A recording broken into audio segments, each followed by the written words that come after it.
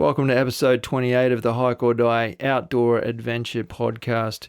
I am joined by my good friend Craig, as always. Craig, you know how they say as you get older, you kind of get wiser? Yeah, well, that didn't really happen with me. So I've had to actively go out and seek information that I want to learn. And in this episode, we've got a fantastic guest whose name is Dwayne Bannon-Harrison.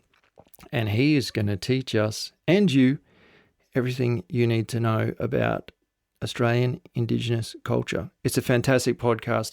I know you're going to love it. Hang around.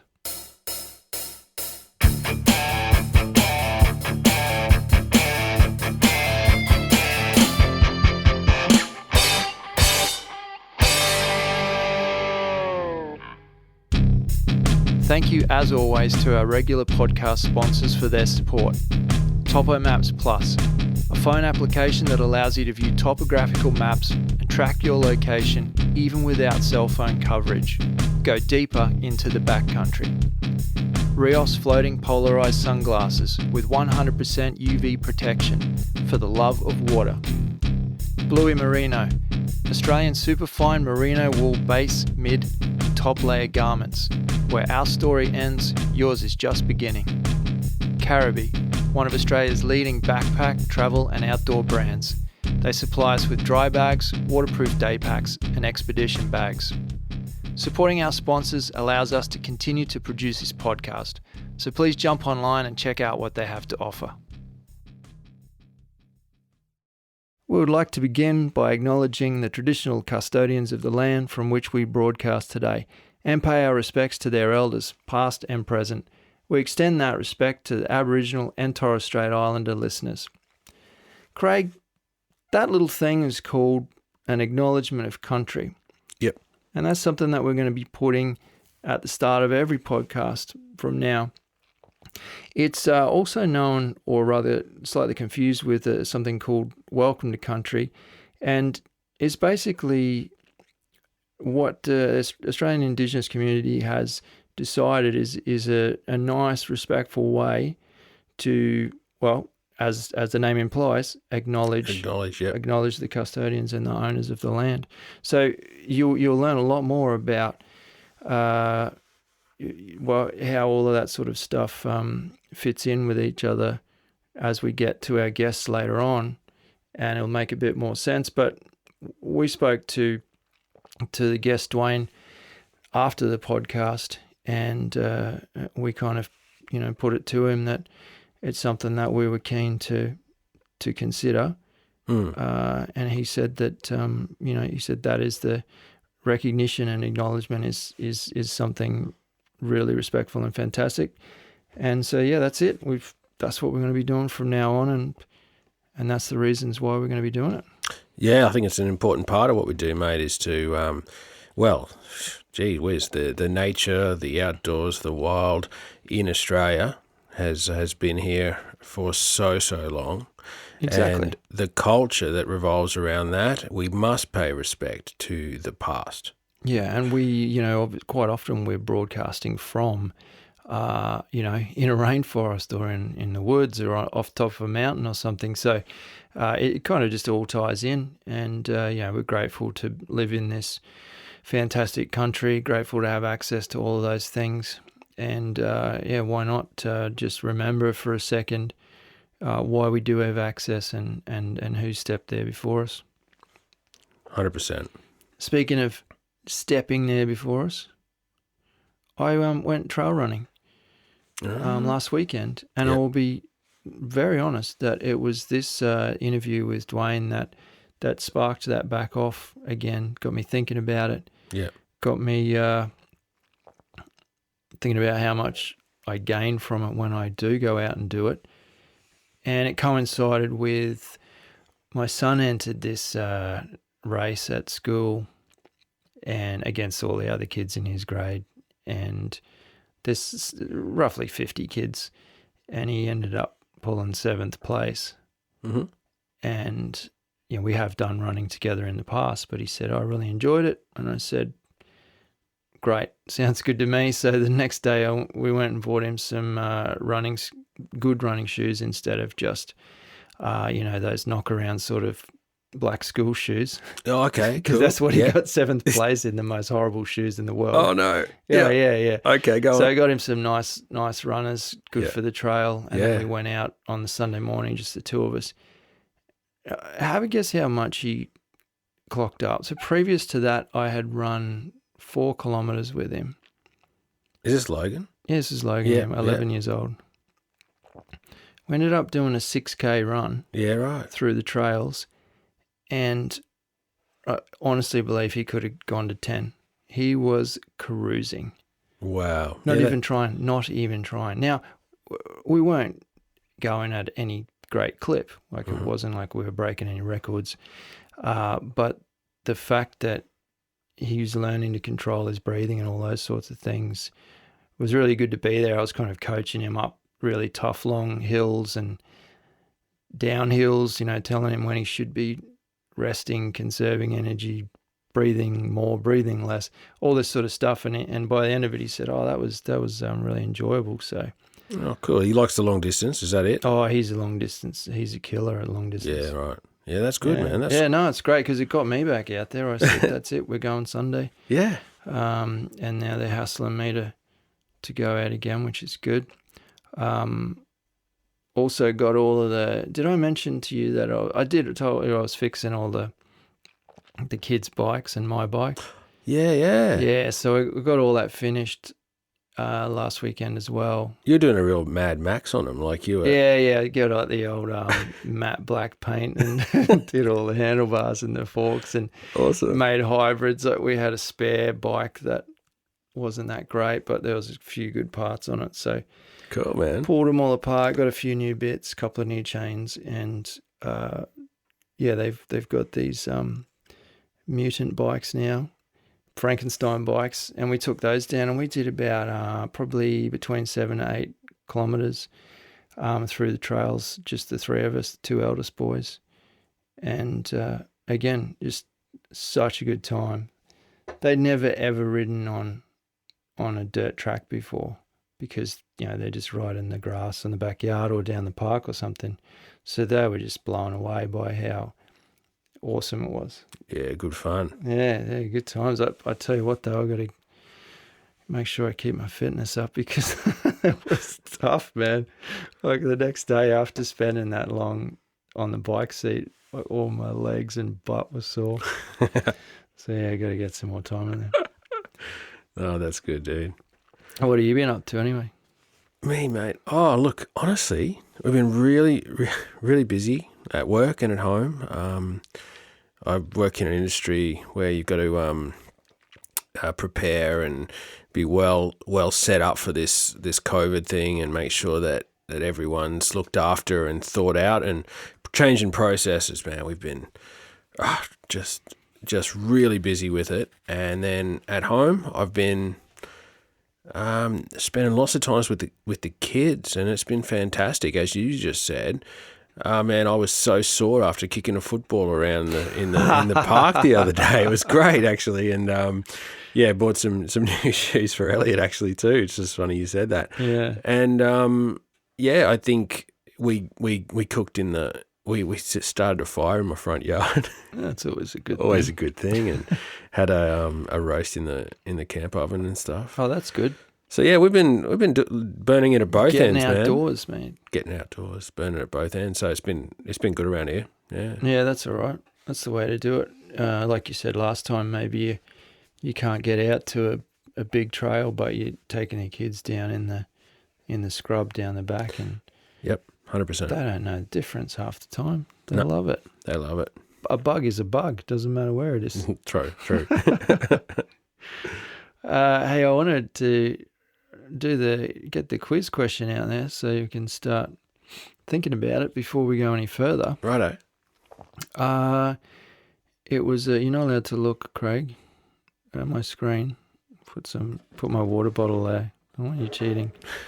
My question today, what I wanted to do was stay on the theme of Australian things. I'm pretty sure that with the majority of our listeners being overseas, they probably want to know a bit more about Australia and animals and all that sort of stuff. Right. So I thought, why not start with the kangaroo? And I got two questions, two-part question. What is a group of kangaroos called? And what I mean by that is you can have a clutch of Purses. No. What are you talking about, weirdo? A clutch of chicks or something. Right. A herd of deer. I think that's correct. Flock of geese. Flock of geese. Okay. Flock of seagulls. Excellent. All right. 80s band. And so, yeah, what is a group of kangaroos called? The second question is, what's the top speed of a kangaroo? Oh. Yeah. Do you think you know any of them off the top of your head? What sort of kangaroo are we talking here? Well, we just have to go with a generic biggest, baddest. Biggest, baddest grey kangaroo you can find. Yeah, what is the fastest, I guess, kangaroo? What is the fastest kangaroo? Oh, wow. Out of all of them. I've got an idea there, but I would never have known for sure. Let us know how close you get later on when I reveal the answers. Mm-hmm. Here's a good one, albeit slightly gross. These scientists have found a way of saving these little Australian birds. They refer to them as being the size of a ping pong ball with a teeny little head and a tail that pokes out. Very cute. See it there, Craig? No, it's called the... You got your water bottle. Oh, I put my water bottle there so you can't see the answers. There it is. Yes. It's called the 40-spotted Paradolte. Pardolte. Does that ring a bell? Anyway, it's not the. It's often confused with the 39-spotted Pardolte, but it's not that. I'm joking, mate. All right. It's not okay. a 39-spotted All right. one. Okay. Yes. It's the 40-spotted Pardalote. It's obviously a Mexican bird. This is going well, isn't it, tonight? Everything's going really well. It looks common, but it's not. Oh, is no. it? Look at those beautiful dots. Tell me more. It gets preyed upon. This particular bird gets preyed upon by a parasitic fly. And it somehow gets, I think it just bites their legs or body, and then when the little eggs hatch, they turn into these little larvae, and more often than not, they actually kill the little chickies in the nest, so they don't even get an opportunity to grow and survive. There was a statistic somewhere in there about how many don't actually make it, and I can't find it. Here's what they did though. They sat down and they thought about it. They thought, what's the one? How can we can't infiltrate every single nest. You can't go around spraying these nests.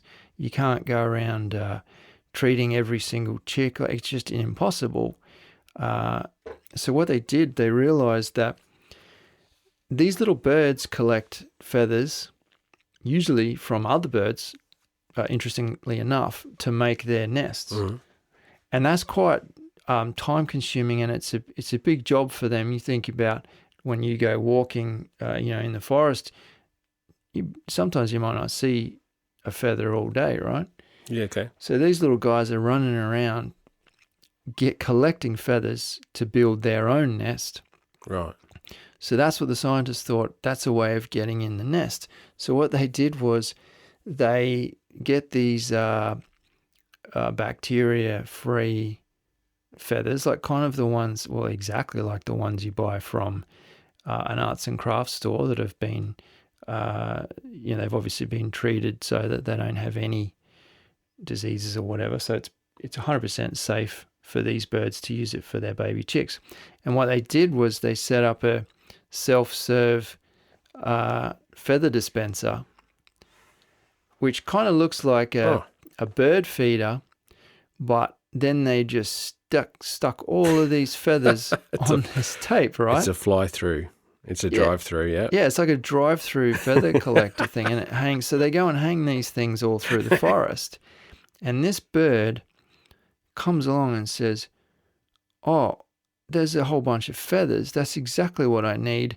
I don't need to go looking around for 5 days to try and get the feathers. I'll just grab as much as I want from here and I'll go make the nest. And they don't get You these following? awful parasites. Well, here's the thing. They treat the feathers with a bird-friendly insecticide, and the flies that come into the nest to try and get they're repelled. Yeah, right. So they're actually targeting it right at the source. Pretty cool. So someone went out and did that, and I bet they feel great that they've done that. I mean, that's amazing. Yeah, it's awesome. There's little videos of them building a nest and stuff after stealing the feathers. But it says here that on average now, 95% of chicks are surviving with these new feathers, which are protecting them without them knowing it, medicated feathers, compared to only 8% that do not have the feathers that they've supplied. That's a big difference. That's awesome. These birds are going to be overrunning the place soon, though. Yeah, they'll be taking over the world, and we'll be thinking, what have we done? Too many. No, I'd be okay if it was the 39 spotted, but the 40 spotted, oh, they're the noisy ones. Oh, shut up. Good stuff, that eh? is a good news story, Yeah, mate. thanks. I redeemed myself from mining for stones to medicated feathers. Well done. I can do anything. You're familiar with the Grampians? Mm-hmm. Yeah, very famous place. Famous for bushwalking, hiking, whatever you want to call it, rock climbing as well. Well, this kind of dovetails pretty well into our whole podcast today. And we've mentioned this before. I think it was in the last episode, wasn't it? Last episode I think we spoke about the renaming of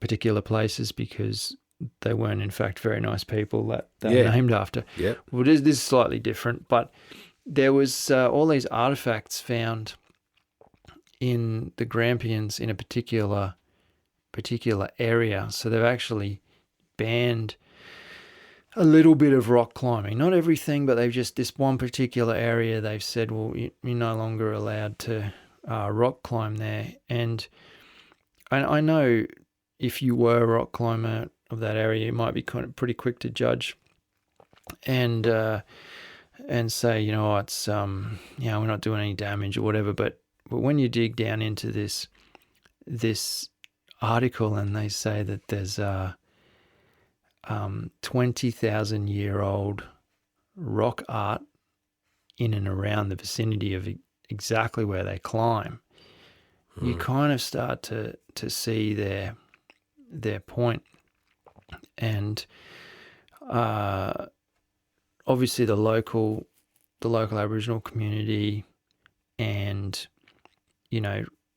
land councils, all those sort of people got together and decided what would be the best plan of attack, and that's what they've decided is just a few of the climbing routes have been shut off now to climbing just to preserve these areas.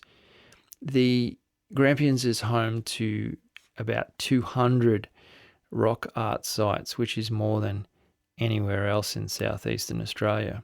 All right. So the whole area is very rich with that archaeological evidence there of, as we said earlier in the podcast, the people that walked before us. Yep. Estimated 22,000 years old. So the more that I get immersed into these stories, and then the more that, and we had the opportunity to talk to our guest tonight, the more that you look at some of these articles and you just think, it's a no-brainer. Just, protect it. Yeah, It's been around for 22,000 years, and then you really want to hike there, or you really want to camp there, or you really want to whatever it is. Doesn't matter what. I'm not having to go at rock climbers at all.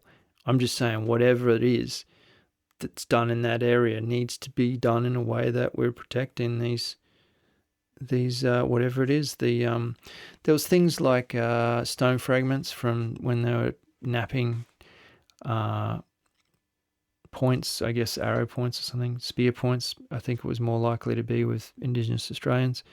Real interesting stuff. Oh, it's heritage. It's not unfounded. It's not an unfounded debate. So yeah, I'm interested in that sort of stuff. I do see the alternate argument that there are, elements of the outdoors that are being shut down to people of today. But perhaps we need to respect that heritage that we've got. And yeah, mate, perhaps we should never have been allowed to go to some of these places in the first place. Maybe that's the question. We didn't know anything. We weren't asking the right people. We didn't, and so we just we'll just go wherever we want. It's an interesting debate, isn't it? Yeah, it is. Yeah, no, and I mean that's what it's all about. Not debating, but that's what it's all about. Is just discussing it, understanding it, and trying to look at it from different perspectives. Do I want my favourite hiking trail to be shut down? No, I don't really. I'm thinking of a particular hike right now. I don't want that shut down. But if you told me or showed me or demonstrated the cultural significance and explained it that way, I'd say, okay, well, that's a little bit sad. But let's reroute that to protect that area. And everybody's happy. So, yeah.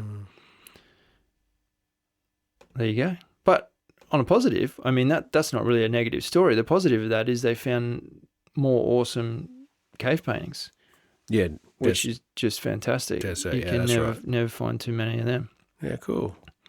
Hey, I got a message today from one of the guys at Topo Maps Plus, which is... It's no secret that they're one of our sponsors, and we use their app all the time when we're outdoors. And he said, "I thought you might like this. We're showing a little love to our Aussie users." And what he's done, I'll show you a picture of it. They've actually gone through, when you're setting waypoints, they had a lot of generic symbols. Is you can drop a waypoint at a waterfall or something just to remind you next time that, Sam will be coming up to that waterfall. Yeah, and here's a red car and I put the car. I use that all the time where I drop a pin and I put the car symbol, and then whenever you look at the map throughout the day, you know where you parked your car. So what have they done? Yeah, so they've done Australian animals, which is really, really cool. And some of the ones they've done is the cassowary, which I thought was hilarious. Really? Yeah. Because they've got a whole bunch of US animals in there and animals from around the world.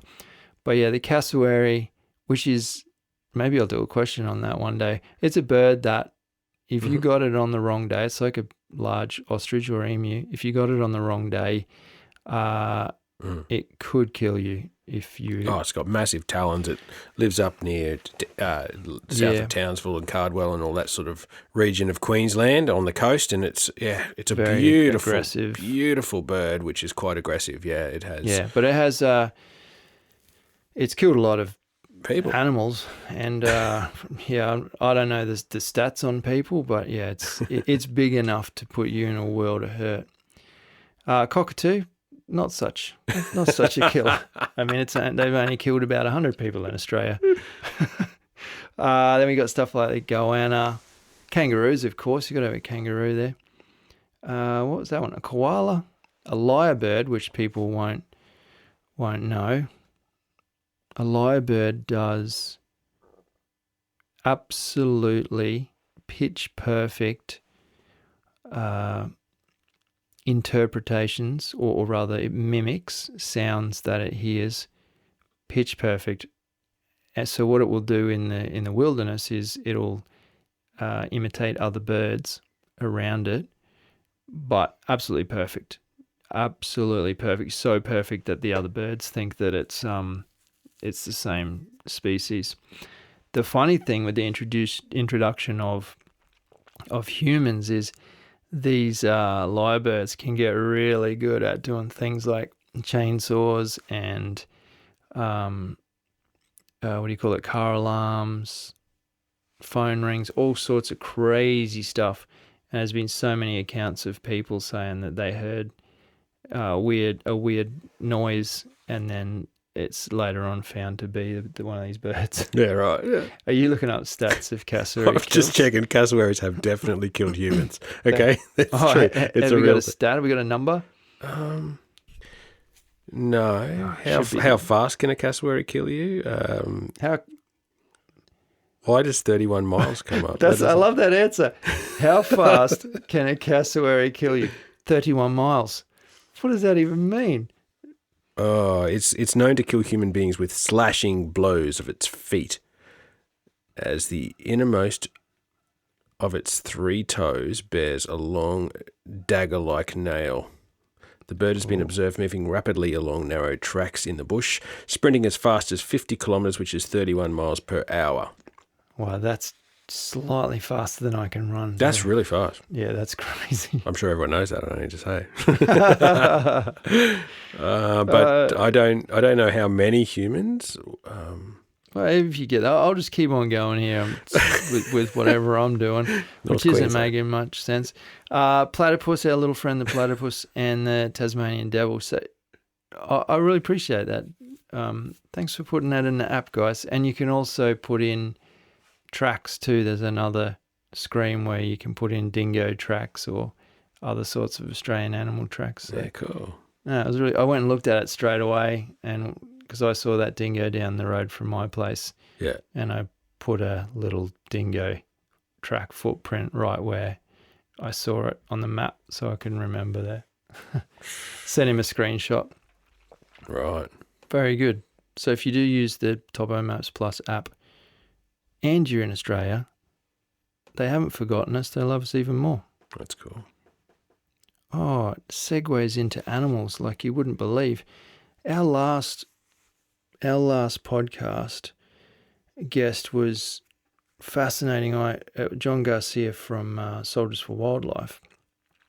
Did you enjoy that one, Craig? Yeah, that was special. That was good. You kind of say that about every single guest. They're just outdoing themselves. But I really enjoyed it on many levels. Anyway, I received some communication last week saying that they're starting naming a puppy competition where you can go into a competition and name one of these puppies, because they got 4 little puppies that they're starting. And if you did listen to the last podcast, you'll understand that they're training these little guys up to get out there and sniff out poachers and stuff through the African wilderness.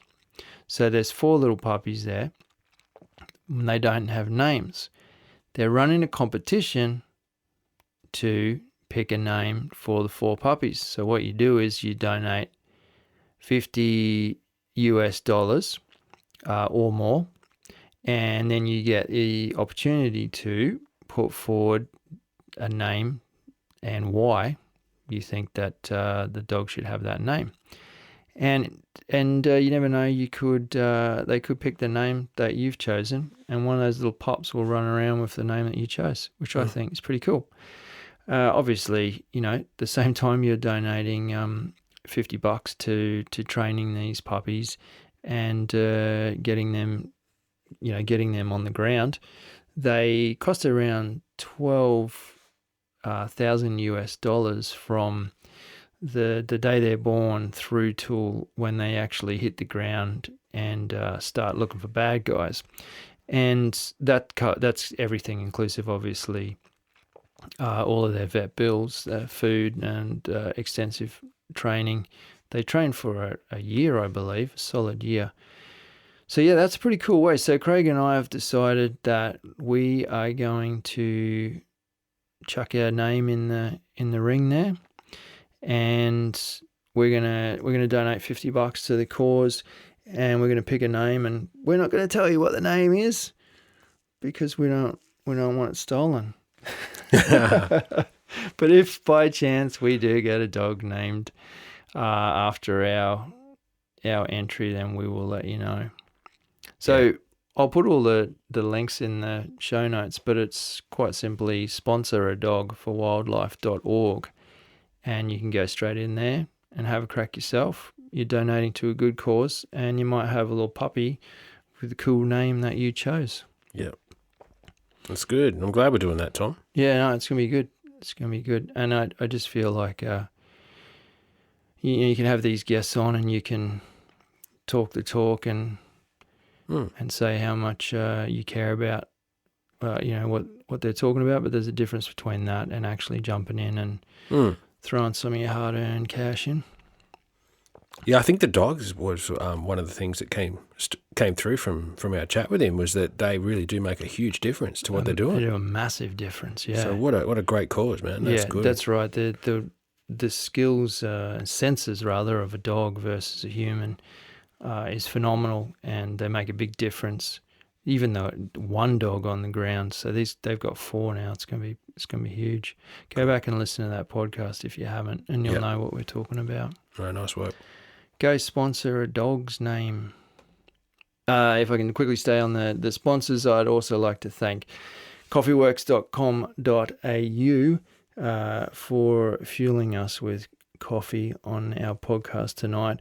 Although Craig has just switched over to a sneaky whiskey, is it? Or is that a... vodka. I thought it was vodka. And I thought, okay. Yeah. So, yeah, he's just jumped off the coffee he did have one earlier, but he's on the vodkas now. Also wanted to say a huge shout out and thanks to Jericho Australia, a veteran-owned company that makes handmade beard grooming products from all natural ingredients. I still stand by my comment that they are the best products I've ever introduced to my beard. I cut my beard off, dude. It's all gone. Yeah. You thought there was never a beard there, but... No, I'm wondering what you're talking about. I don't know what you're talking about. Yes. Let's not go there. Hey, there's a really cool video I stumbled across on YouTube, and it's a bear that attacks a bison in Yellowstone. It is Yellowstone. It's funny because the guy's video goes through about 5.5 minutes, and it starts off here. I'll show you. Starts off with all these kind of family pictures and the big hot water guys. There's National the kids. Lampoons. There's some bison in the field, and then all of a sudden, they're looking out. They do see a bear, and then all of a sudden they're looking out of their car, and this bear comes in on this bison right near a car park. Look, Craig, look how close that is to a car park. A full-blown grizzly, not a little car, like a full-blown massive grizzly. Oh, yeah! Look at that. I know. So, what? We've done all the stories. I mean, remember that little girl I showed you? Yeah. That their parents sent her up to a bison to get her photo taken. And For a minute, I thought you were going to show me that again. And no, she got flipped in the air and stuff. What you got to love about national parks is how close you can witness nature exactly, in most cases, as it's intended to be. Wow. And this gets gruesome. I'm not going to lie. It's not fun to watch. It is fascinating to watch. Why isn't that bison kicking? Look, I think bear's having a real good go. So yeah, who knows? Like the bison is trying to get away, because right at the start it actually goes for the bear and it scares it off. See that? You think, oh, man, he's scaring it off. It's bigger than the bear. Look at that. It's way bigger than the bear. But then it just kind of, I think to a certain point, like he's wearing it down and he's really having a go. Gee.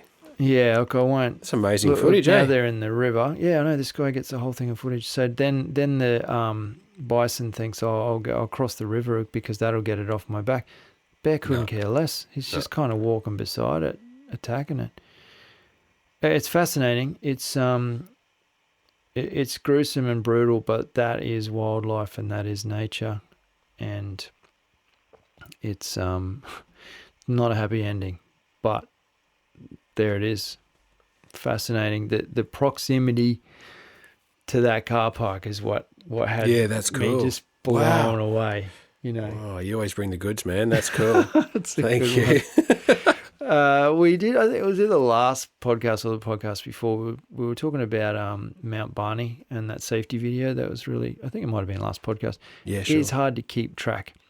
In case we haven't told you, we're punching out. We've got so many guests lined up, and we are moving as quickly as we can through them to get them out to you. But then we have to come back and and do these intros. So we did mention it, I think, in the last podcast. But what's going to happen is the more frequently we put out these podcasts with the intros, the less we're going to have to talk about. I mean, that's just a fact, right? True. So be prepared for, maybe not in today's case, because I've actually got a couple of weeks of stuff backed up, but be prepared for them to get shorter, a little bit more succinct. There's probably people out there saying, oh, thank you so much. That is the best news I've ever heard. This is going to be great. I can't wait till they just stop talking from their mouths with words about things that don't interest me and get to the guests who know what they're talking about. Please. And I want to hear. Thank you. Yeah. So there's a lot of happy listeners right now. All of a sudden, there's someone, you run on the treadmill, you're running down the trail, you just heard that bit, you got a spring in your step, you go a little bit faster. More frequent. You're probably skipping now. We're skipping. More frequent, less of us. More frequent, less of us, more of them. Yeah. But not yet, suckers. You don't get off the hook today. I was talking about Mount Barney. Yeah, you do as I say. You keep listening, don't you switch that thing off. There's a fantastic video here. It's only recently been put up too. And someone's gone ahead and climbed Mount Barney that we were talking about. Quite a treacherous mountain, but they've sent up a drone and they've captured a lot of the climb with the drone. Now, if you look at that, it's pretty. Oh, right. Yeah, that's good footage. I guess the what would you call it? The caveat here is there's multiple routes, many different routes to get up and down Mount Barney, and I would guess that this is not the most easy one. Put it that way. I don't think they've just chosen the normal tourist route. But when there's some fantastic drone footage here from all different angles, flyovers. Look at that. That's a great shot. Jeez. So yeah, it's great. They've done it. There they are. This is great. This is close-ups on one of my favourite mountains. So I love that, man. That's good. It's almost like you're getting to get a bird's eye view of what to expect, when you get up there. So it's good. It's worth looking at. It's a little bit scary when you see stuff like that, though. It's just looking over the edge of a cliff at the moment. So yeah, check that one out, Craig. I know you will want to see that one. Thanks for that, man. I will. Oh, good. Goes for 12 minutes, so there's a lot of good stuff in there. Yeah, there's been some recent tragedy down there. Oh, really? Yeah, I don't know if we mentioned it. No, we didn't, because I was talking about safety video.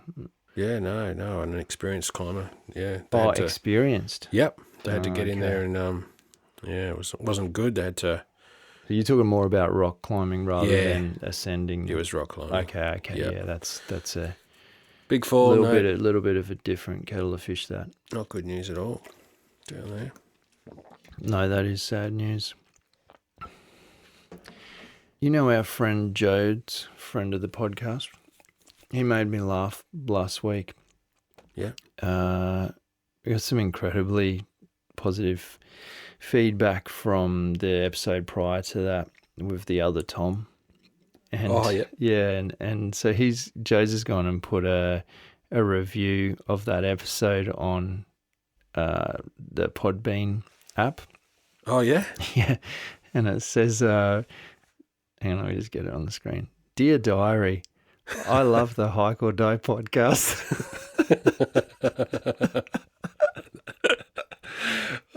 can't read it.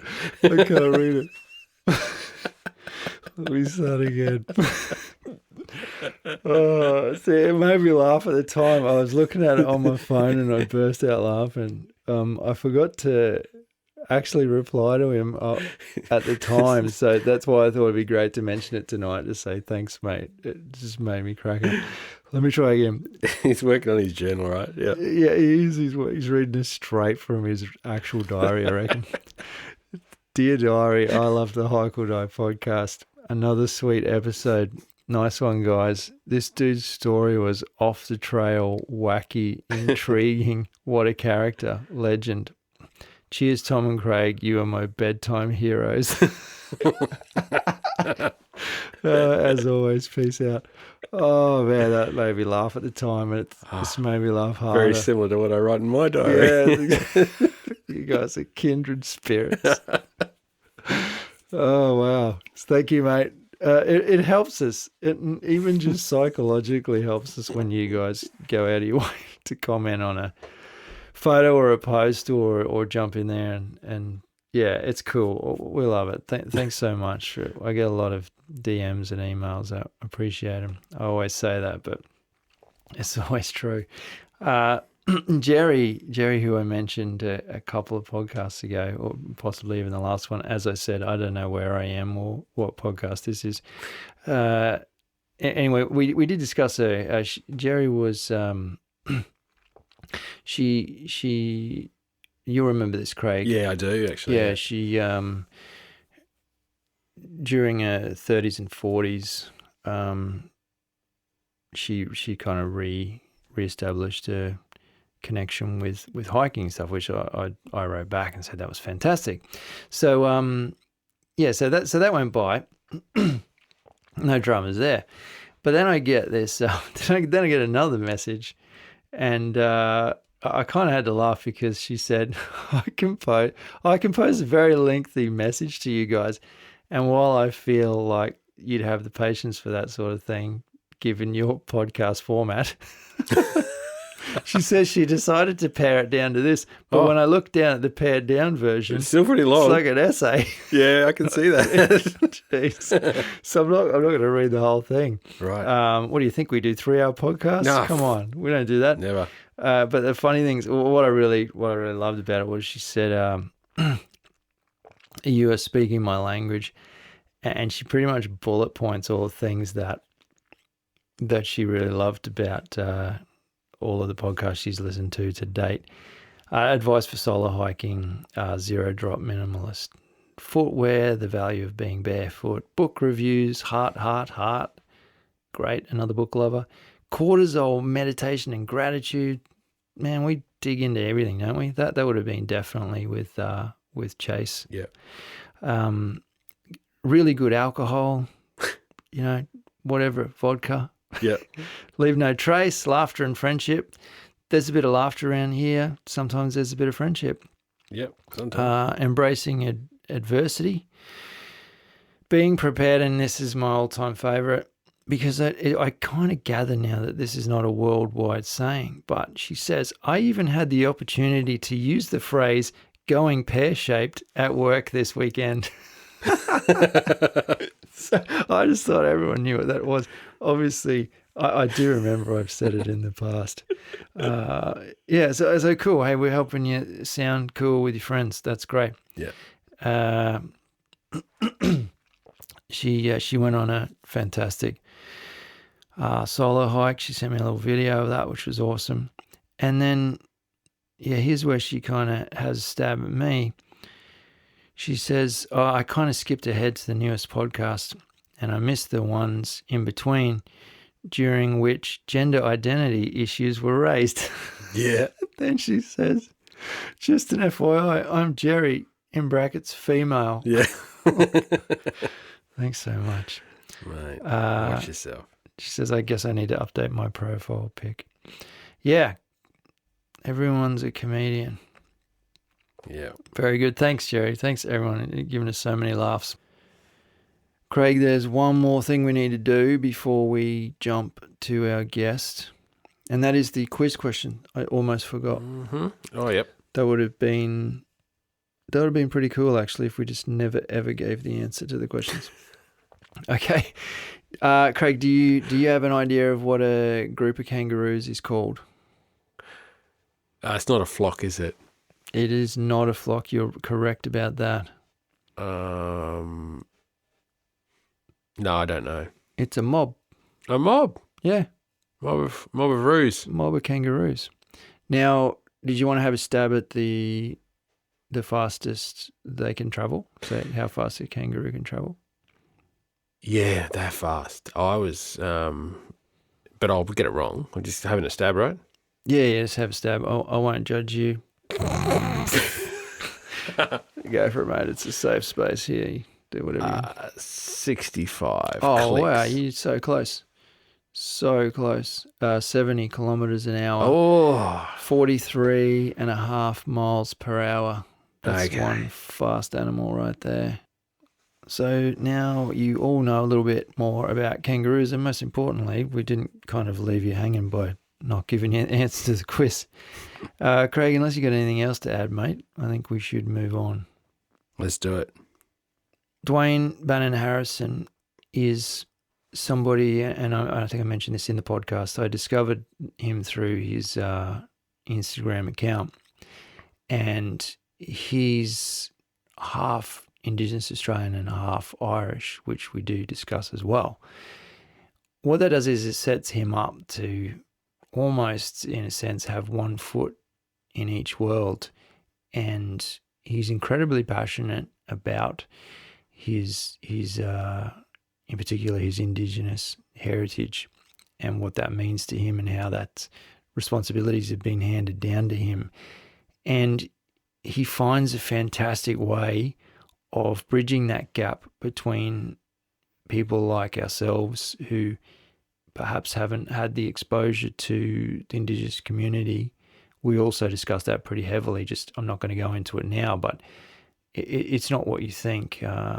It's hard to get yourself immersed in that community, living in certain parts of Australia. So you'll get something out of that. But I guess the point I'm trying to make is that he's a very unique individual, but he really does allow us to ask all the stupid questions and delve very deeply into lots and lots of points of interest. And I really did mean it at the start when I joked that I've about growing older and wiser. This is something that I got to my age and never been educated in all the things that we've gone through in this podcast with Dwayne. So it was an absolute privilege to have so much time to hear his story and ask, as I said, ask all the stupid questions. Yes, we did. And He's very patient, wasn't he? His one of his podcasts, Bring Back the Warrior, is my new favourite podcast. I'm listening to it a lot, and I think he has such a gift and openness of speaking with people, and much respect to him and sharing his time with us. We got a lot out of it. We were, just able to just speak with him about some of the things that I've always wanted to chat to Dwayne about. So that was great. So selfishly for me, it was to learn, have a deeper understanding of Indigenous Australians and their connection with the land. At the same time, I thought it was a perfect guest to introduce the world to what little they probably know about Indigenous Australians, and there's no better person than Dwayne to expose you to that. So, enjoy our conversation and enjoy learning. And thanks so much for listening, guys. We'll catch you next time around. See you later.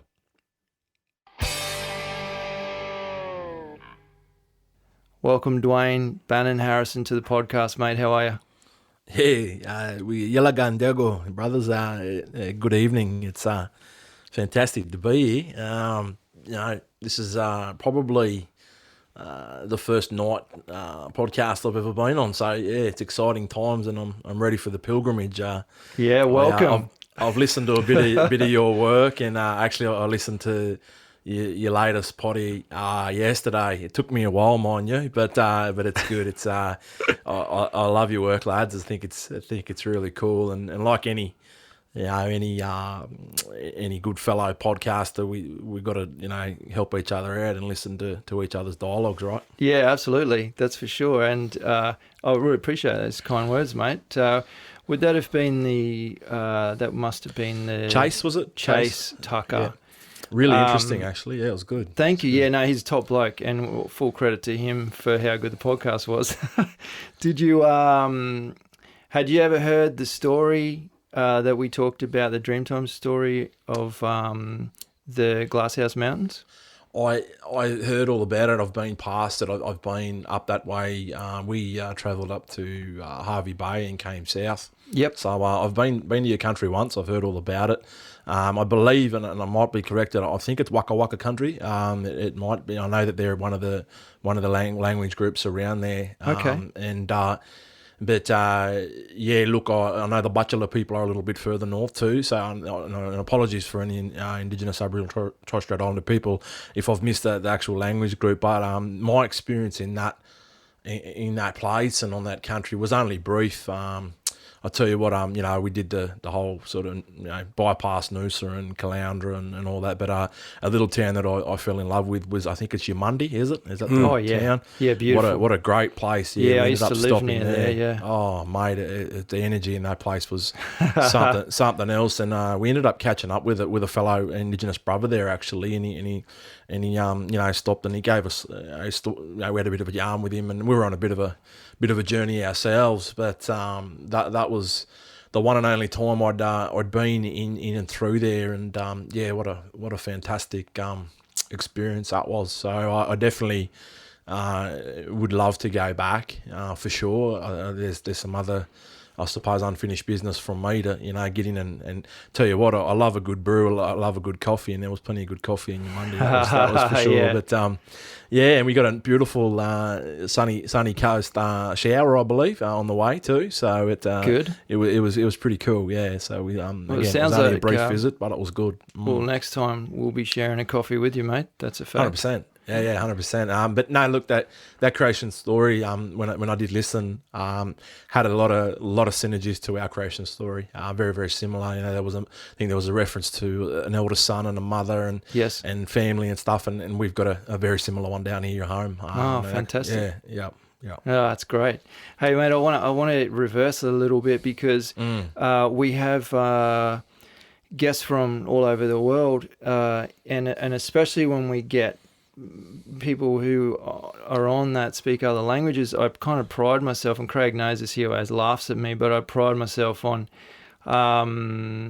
introducing myself in their language, that sort of thing, and I'm not about to do that, Craig. So you're not about to do that? No, but what I like to do is get you to just say that good evening again. Even that, I'd love to kind of try and get my tongue around that one. Yeah, Yalagan, Dago, Jijang. Depends if you're older or younger. How old are you, lads? Oh, that's a bit personal. Oh, no, we're mid-40s. Ah, yes. You old Trojans. Real old, mate, yeah. So you would be my older brother, so that would be I'm actually 37 this Friday. So pretty old yourself, mate. But got a few years there, bit of experience, bit of wisdom, right? Yeah. No, you would be my jijang. So we have a word for older brother and younger brother. Younger brother is kugang. Kugang. But in our language, an older brother would be jijang. So it would be yalaganda go jijang. So that would be good evening. You have to slow that down for me. So, but I'd say that to you, would I? What you just said to me. Say yalagan. Yalagan. Yeah, that means good. Yep. Yeah, and dago. It means evening, dark, night. Yeah. Dago. Yalagan. Dago. And what was it? Kijang? Well, I'd be kugang. I'd be your younger brother. Or I'd be your yalagan murun would be your good friend. Yeah. Oh, Craig's my Yalagan moron. Yeah, that's right. Yeah, good stuff. Well, I love it. I have to say that that we had a short conversation on the phone when we were teeing this up, mate, and it was. I said to you at the time that, I touched on it at least, but it's a very, very unique opportunity and I'll be totally selfish about it, that for me and for Craig to kind of share the microphones and have access to someone who's so deeply associated with and still part of the Indigenous culture in Australia. And that, I'm absolutely positive to overseas listeners, they probably find that a little odd, but it's sadly that's just how it is. My upbringing and I spent a lot of time with my feet on the dirt in your country, but Yep. Apart from that one story we just mentioned, I know a few of the other Dreamtime stories, and it's really been in recent years that I've started sort of craving and almost a realization that it's time to get to know my own backyard, and that very much includes the people who were here before us and still here. So yeah, I was so excited about this, and I had to make sure that I didn't get myself too pumped up for this conversation. And the other thing I wanted to say as well is you put me at ease immediately on the phone call, and you have a very, and I know you do this for a job, and that's why you're so good at it. You have a very easygoing, placid demeanor, and you don't have, I was straight up asking questions that, what could be considered stupid questions, but you're just so understanding, and I think you understand that not all of us have had access to people like yourself throughout our entire lives. Yeah, and thanks, Tom. It's important that, for the overseas listeners, there's 600 different dialects of language, protocol, laws and customs that make up the continent of the country that they call Australia. And I'm in a fairly big consensus of First Nations people, Indigenous people, Aboriginal and or Torres Strait Islander people. It's a bit of a mouthful, but that's all the correct universal context of who we are. But I come from a little place a fair way away from you fellas, really, so it'll probably be important to describe the demographic. I'm in the southeastern pocket of New South Wales, and my kinship and my bloodlines actually go into Victoria as well. So I'm pretty much connected through all my sort of my lineage lines through into that real tight end of the corner of the southeastern pocket of the country, and so that sort of gives people a bit of an idea. I'm about halfway, I suppose, between Sydney and Melbourne in a sense of where my heartbeat country is. But so when we identify as Aboriginal Torres Strait Islander people, generally we would connect with maybe probably up to 6 or 7 different nations or languages or dialects within language groups as well. So that becomes fairly, I suppose, to the common folk, a little bit complex. But I suppose the main sort of rule of thumb is understanding that we are multicultural Aboriginal Australia from both a pre-tense and a current tense as well.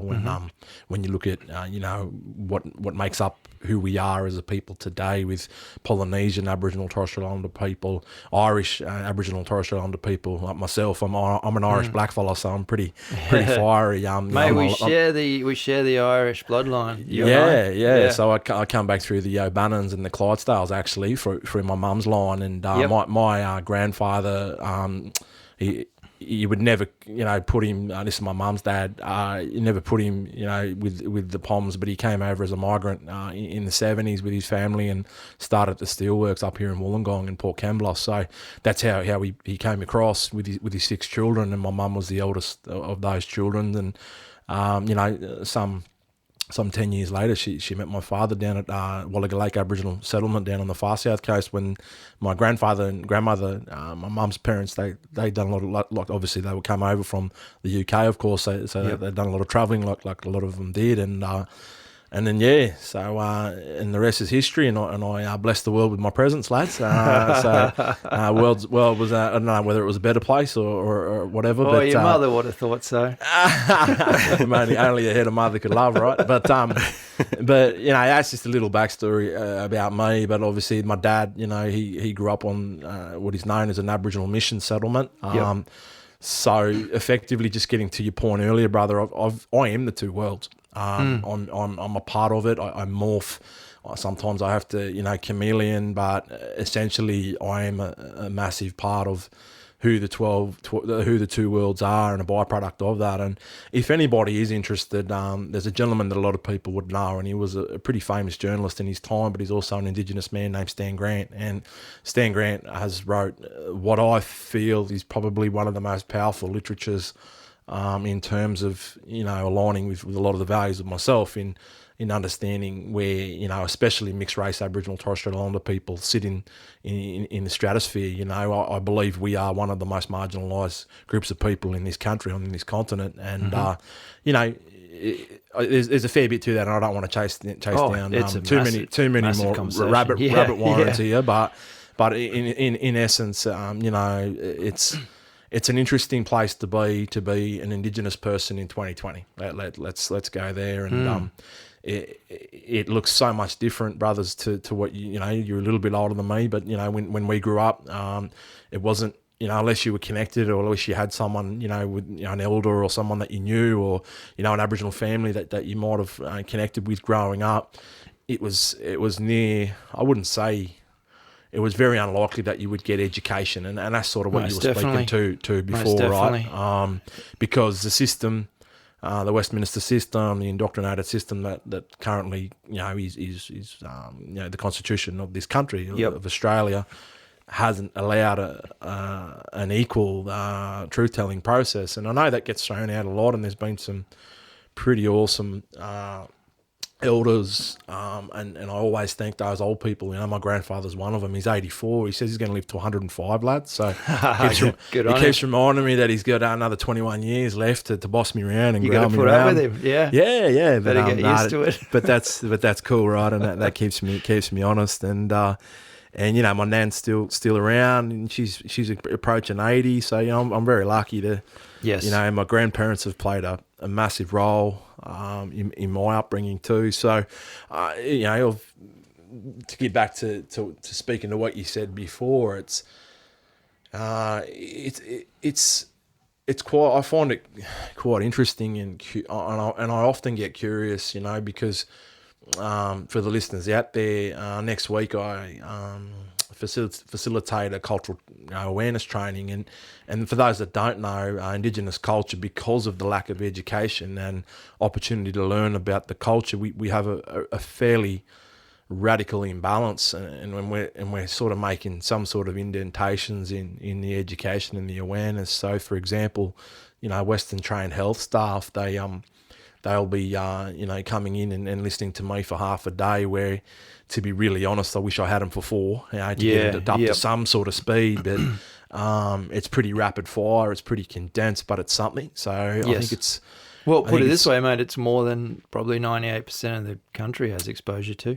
100%, and remembering too that we're 3% of the 25 million in this country, and we're still very much a minority, and that's the way it sort of reads, and that's a reality of the country today. And I think the main sort of thing that I've learned, Tom, in what you said, is that you have to be patient, you have to be tolerant, and when I look at that from a cultural lens and what I've been taught, and there's no secret that I've been bush many nights now, and I've been through my cultural process, and I've got a saying: I wasn't the chosen one; he chose me. And I can sort of, maybe later on we might be able to unpack that a bit, but I think that the most important thing to sort of hit home and consolidate that point is that it's I don't think it's a blatant malice, ignorance. There's definitely ignorance about it, but a lot of people just genuinely don't know how to approach or how to connect with community, and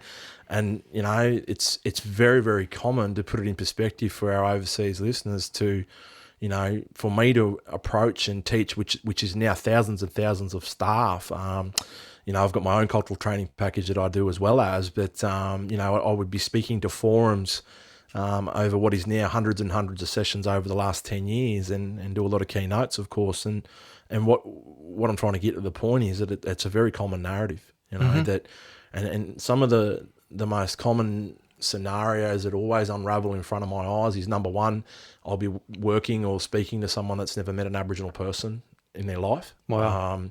Another one would be that their parents had educated them, and obviously that become, scenarios of, for example, 4 siblings and 3 become bigots and, ignorant towards that and basically racist or discriminate against Aboriginal people. And there might be one out of the 4 that go, hang on a sec, this doesn't add up. And that goes across period, right, for everybody's beliefs and values. But I suppose what I'm trying to get to is these common narratives and these common themes are like, it's like a record button, right? When I go into a space, it's just like, boom, it's there every time. Well, that's exactly right. So if you're constantly unveiling that exact same, as you put it, like a dialogue or narrative, if you're constantly unveiling that time and time again, then there's a problem, right? That's the way research works. If you're constantly getting the same results, then that's kind of, that something needs to be changed.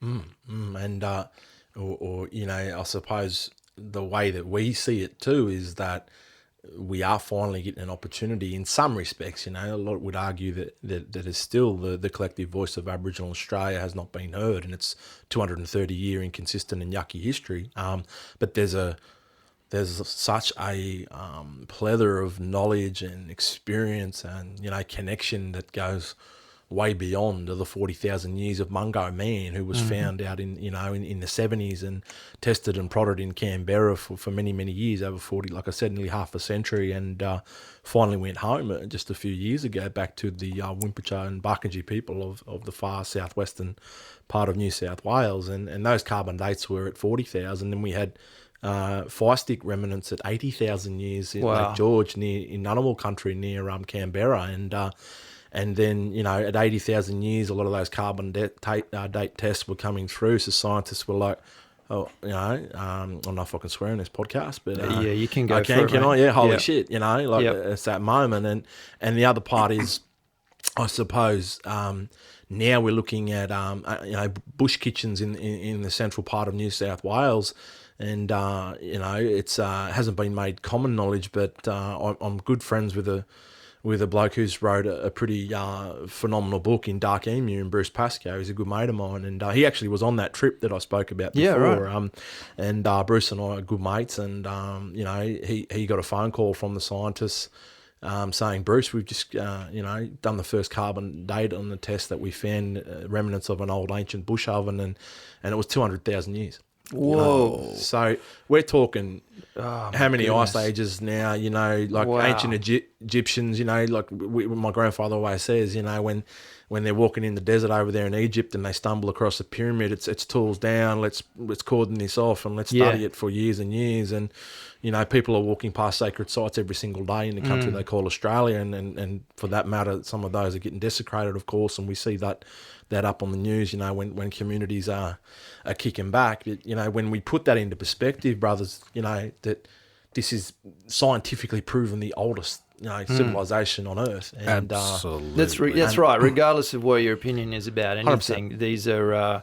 These are extremely important sites for the entire Earth, not just for our knowledge. So that's right. Yeah, so Dwayne, as you guys have been talking about it, it's such a great opportunity to have this conversation with you, mate. We are, we don't get to have these conversations with Aboriginal folk from where we sit, that often at all. So really, really looking forward to this conversation. I'm just going to let it unfold however it goes. You're just letting us know you're still there, mate. But I am still here. Yeah. Sorry, brother. No. Can I ask a question while we we'll definitely get into some of the where your culture's at now, and you were talking to that, and I really want to hear a lot about that. Can we go now to what happened, before, what your culture was like? Can you educate our listeners that are all over the world about how Aboriginal people lived way back and how long they've been roaming the country of Australia, and where you see the key to their unique way of life and what you guys are missing as well? Yeah, thanks, Craig.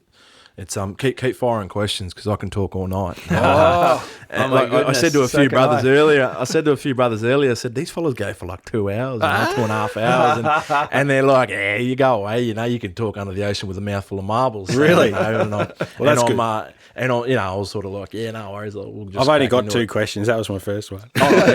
Sounds like a big one though. But it is a big one, and look, it is a question that. I'd love to have that question asked to me, and we could talk about this in 10 years again, Craig. When I sort of put you on a pathway with this, because it's all about stepping stones. When we're speaking about such an ancient civilization as the Indigenous culture of Australia, it's bigger than me. It's bigger than the elders. Like my teachers tell me. There's so many stories that are yet to be told, and hopefully your grandkids one day might be able to listen to a part of the story and the narrative, right, that you miss. So it's sort of like, if you can imagine, it's like a big jigsaw puzzle, right? And you continuously trying to put that jigsaw puzzle together, and that's how I can sort of connect a cult in what I can share. And I just want to be clear with the listeners that there's certain parameters which I'm bound by I suppose the best way to put it is sacredness, that I can go into. I say, well, it's funny because I know Tom likes a coffee because he's there teasing me because he'll be able to stay up a bit later than I will, but it's like the cultural cappuccino. And so I don't know if you fellas know me much in terms of listening to any of the stuff that I do on our potties. But yes, I've heard your cappuccino analogy. Oh, you've heard the feel free to. So I'll bring it out, right? I'll pop the cherry. Because you're a flat guys. white man, to be honest. I am a flat white man, and but I used to like cappuccinos, and it's a bit like going into that sprinkly and frothy part, right? And there's more depth to that cappuccino, and as you go deeper and deeper, it gets stronger, right? And I think. In a stupid way, that's my first metaphor for the night. Usually, I fire a heap of those out, but I'm sure there's more. I just think metaphorically, of connecting things helps people understand, because it can be pretty tangent and full on. Some of the dialogue, but I think back to the point, Craig. It's such an old. It's such an old established civilization and knowledge base that. I think people, even when they get a little bit, you guys will probably get this conversation and go, holy shit, I got a fair bit of work to do, and that's my job today, is to show you guys, next time obviously it won't be long till you walk in country again, and for me in my role, I see my role in this podcast tonight is just to sort of say, well, get you guys a little bit more in tune, with where you're walking and why is it so important that if you feel something and I know obviously to the target audience there's a lot of walkers and hikers, right, out there and enthusiasts of the outdoor adventures, and I'm sure that you guys have more than likely, if you've done hiking in Australia, you probably I heard you guys talk about rock art. You might have come across stones, or an old tool, we call old tool site, where all the old tools were made, and there's flakes of different stones. It's really important not to touch those. If you do come across any of those sites, please don't touch them. Make sure that you can go back, and I know Queensland's a little different, but I know there'd be relevant Aboriginal organisations and people in the community which you could probably say, hey, I was hiking in Mountain X and I seen this beside a creek, and you may have unearthed a sacred site, and I just want to push that out there as such an important message to put out, to this audience is. If you find something, you might find an old spear. People have walked, found old artifacts. It all happens, and some of the country still is pretty much untapped, really. In terms of where you can and go. And I'm sure there's some pretty radical hikers out there that want to get out to untapped country, right? Crazy, yeah. We've done some crazy stuff around southeast Queensland off trail, and there's no doubt that we're walking in the steps of many before us, and it's humbling and kind of awesome at the same time. And I think that's the biggest thing, guys. Like, you know, I know there's a lot of good resources now that we have with our watches and, you know, our GPS devices. And if you see something that's really important to market, you know, however that is, and yeah, please tell the relevant Aboriginal community, because, you know, there's going to be someone there, and what I'm speaking to is that can probably perform ceremony, and you know, whether you're in touch with spirituality or not, we're a spiritual people, and I think that's the most important thing from a flat out period of just respecting the place and what that is, and for another example, it could be it could be a woman's site, you know, and you're a male and you're walking into a women's place, and you know, that was, you know, ancient women that had that place, right? And even in Anglo-Saxon culture, that was important. Gender space and gender equality. If you look back at the history of all cultures, it's so important. So I don't know. They're just a couple of little sort of. That's good, mate. Bit of guidance for some of your audience. Are you saying that, if I'm reading that correctly, you're saying it's advantageous to the Indigenous community to also to know that a discovery's been made on X mountain, as you say? Mate, that would be the ultimate way of showing respect. Yeah, well, I know for a fact that oh gee, I might have to go back and find it, but we got horribly lost. Not Craig and I. It was another. It was with Josh, who's also been on the podcast as a guest. Oh, you're talking about Lost World? Yes, we got horribly lost, and at Lost World, go figure. There you go. And sounds like the Jurassic Park sequel, it looks like it, mate. It looks like it. At one point, you're walking along this this spine of this mountain that gets narrower and narrower and narrower until it's only about 1 meter to 1.5 meters wide, and you've got full packs climbing along this ridge line. But we got lost a little bit on the way back, and I may still have GPS coordinates, but coincidentally we just stopped moving, had a bit of a snack and some water, and I can't remember which. There was 3 of us. One of us looked down and said, "Wow, that's incredible how perfect that circle is in that stone." And as soon as Josh saw it, because Josh spends a lot of time in the outdoors for his work, he said, I guarantee you that is some kind of like a grinding bowl. So like mortar and pestle, I guess you could say. 100%. And you know, we didn't know what you've just told us, but thankfully we didn't touch it. We didn't disturb it. Josh took a photograph to ask his one of his work colleagues later what he thought, and they 100% identified that. Most definitely said it couldn't be anything else. It was out of place and just sitting in the middle of the ground. It was fascinating to think what happened there earlier. Yeah, 100%, and that's pretty much it, right? You know, and it's a discovery for the discoverer, right? And it's a moment. But if you don't understand it, but you know what? Like in that scenario, you might have got to an elder or someone within the community that knew that story, and who knows? You know, who knows that there could have been a special ceremony where maybe you were invited to go back to. You know, I'm just sort of rattling off different things. No, but what you've made me think is it's time for Josh and I to get out the map, find the right people to talk to, and try and just let them know that this exists. And if I mean, I'd happily go back there and traipse through that horrific terrain for another couple of days to try and find it again. Cool. Yeah, that's it, right? And look, so remembering that, you know, all this country and so getting back to Craig's question that we were sort of getting through at the moment. But I think that was another sip of coffee there I heard. It certainly was. But look, I suppose getting back to that other point is, you know, seasonality. You know, what bush tuckers on in the season. You know, in terms of, you know, are the bush cherries on, or, you know, whatever's going on, and for us, you know, when the wattle's running, we know that the whales are on the move down here in the south, and they're probably moving a little more hastily up your way. And I know that a bit further on it towards Harvey Bay, that's where a big transition point is for the whale, and that's exactly why we were on that journey that time, was chasing the whale story around the country, sweet. for that matter, actually. So, Awesome. speaking to different communities all up and down the east and west coast, and so. The thing is that we're a nomadic people. I was really fascinated. Again, I was really cool that I got in and focused in on that on your last podcast yesterday with Chase, and I obviously realised he was a strength and conditioning sort of guru, and I sort of had a bit of a listen in at that, and the science around body movement, nutrition. Was really cool, and I sort of grabbed a few things from that dialogue that I thought I'd bring out tonight, and that is fasting was a massive part of Indigenous culture and still is.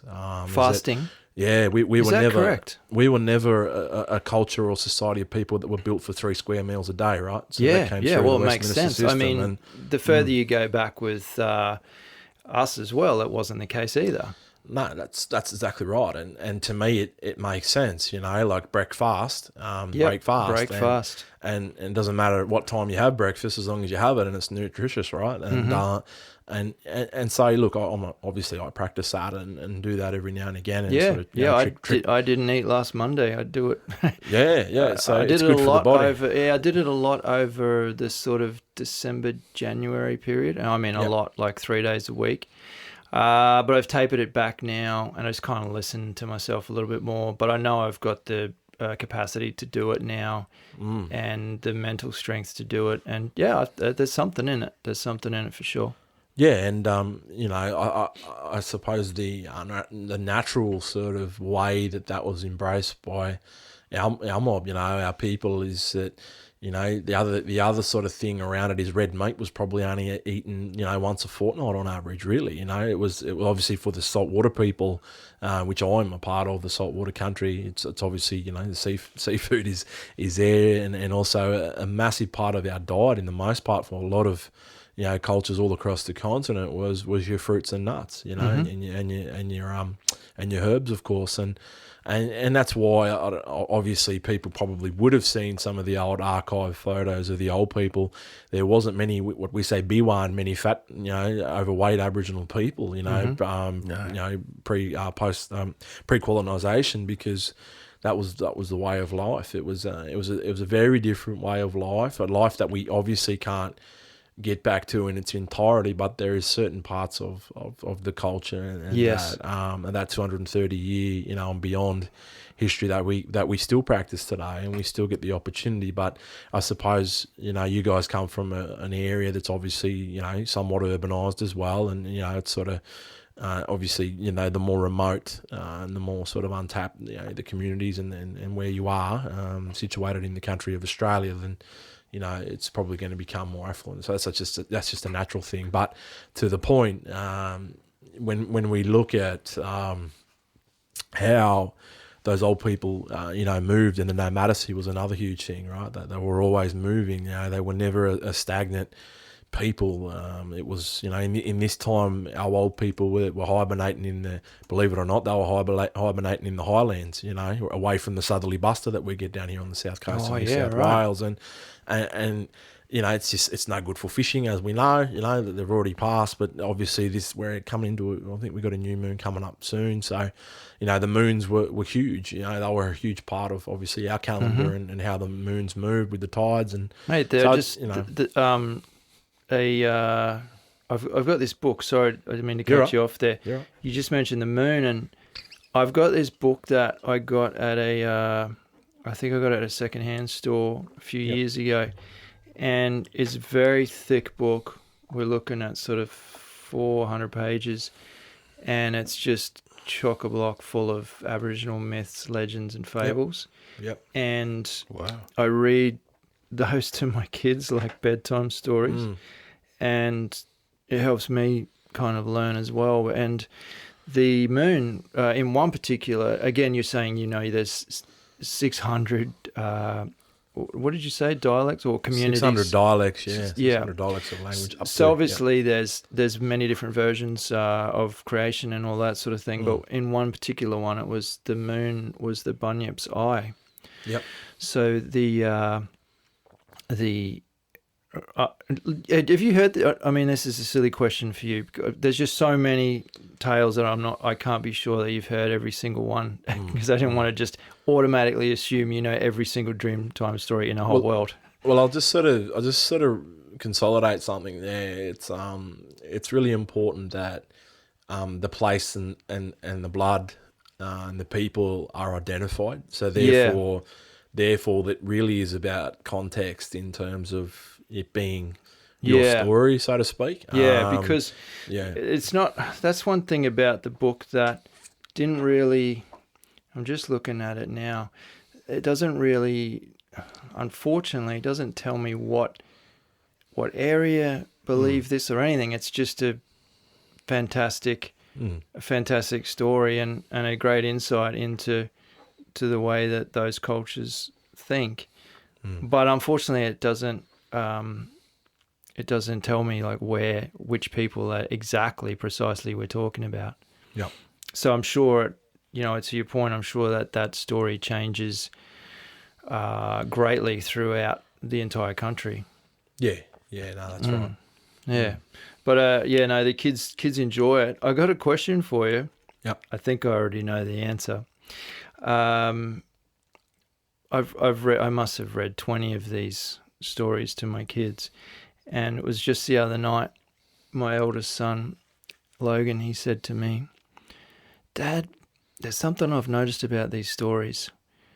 Why does so much bad stuff happen to these people?"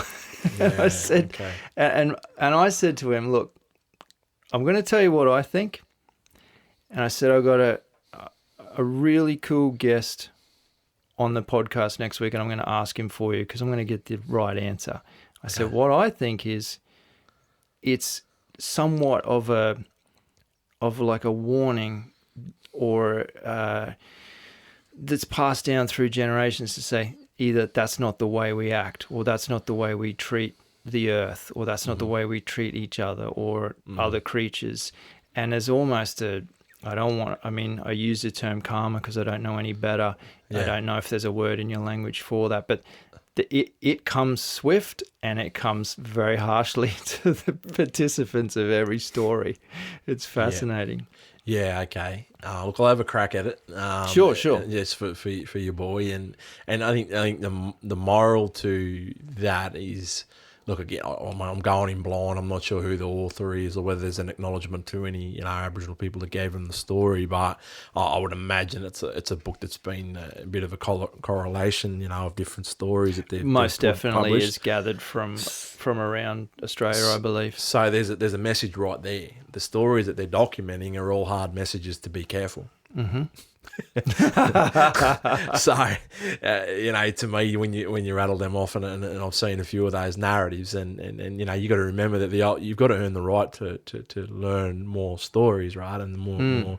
So, depending on which book or literature you're reading, or in the most part, that was the biggest struggle, and it still continues to be today. Is what I say is we have a circular culture that's layered upon layer and layer, and it's tangible, and it moves and it breathes, and then we have the Westminster law that wants to put everything into black and white and read it in that analytical way, really, when we break it down, and I suppose the point I'm trying to make is that the story is about the place and the people, without it even getting told, if that makes sense. It's really a story that is about that place and then that area. And to the point, though, is there's some pretty strong messages that come through thick and fast, and to hear the narrative and already know that these are stories that you need to be careful about, because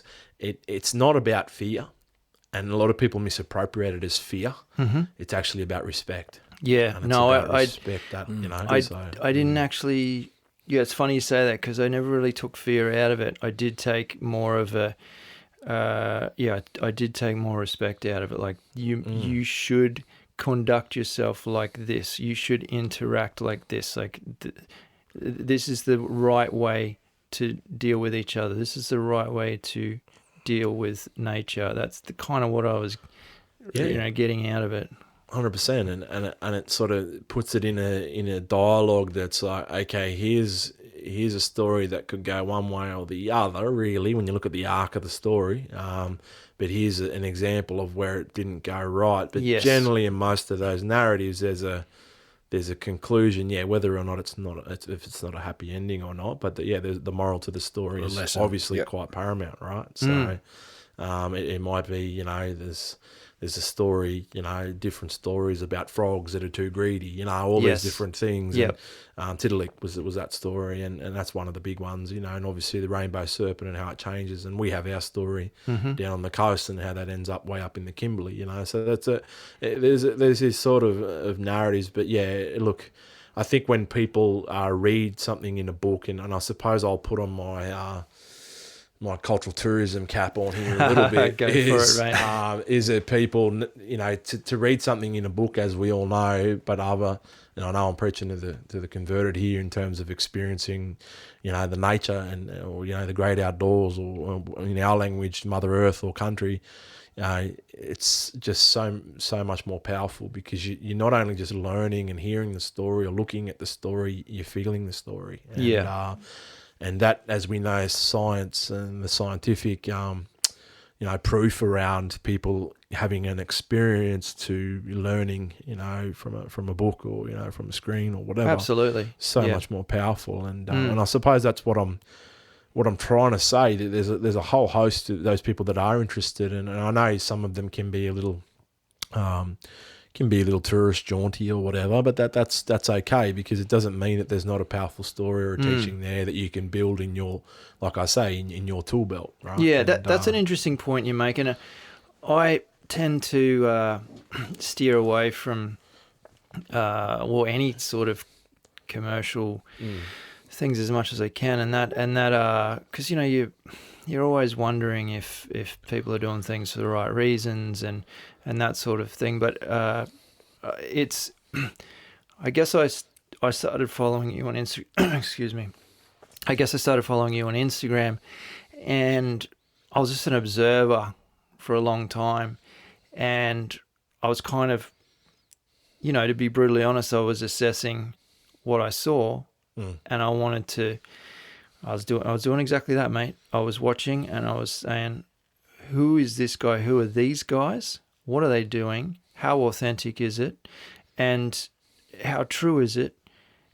And the more I looked, and the more I looked into it, and the more I read what you write on each post, the more I became totally convinced. And that's when I started saying to Craig, I sent a message, to this guy called Dwayne, and check out this Instagram, mate. It's fantastic, and I really think this is the first step. So I don't feel like talking to you is in any way, shape, or form going down a route that I wouldn't be happy with, if that makes sense.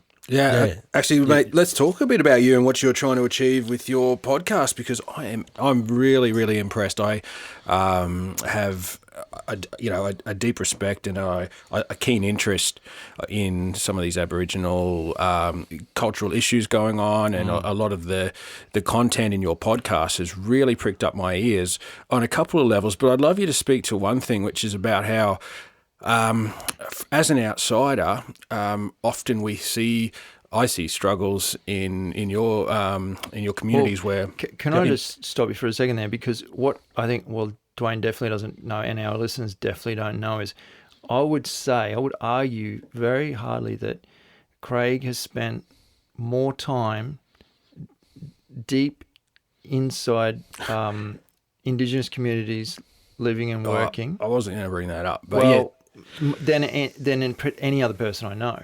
I have spent a bit of time, but I still have. It's still not much, but it's way more than anyone else has ever experienced. You wouldn't know, Dwayne, but for 4 years I flew in and out of Northern Territory for the government. I was fixing kids' ears out there and and helping them with some of their issues with their health and seeing a lot of country and seeing a lot of communities and.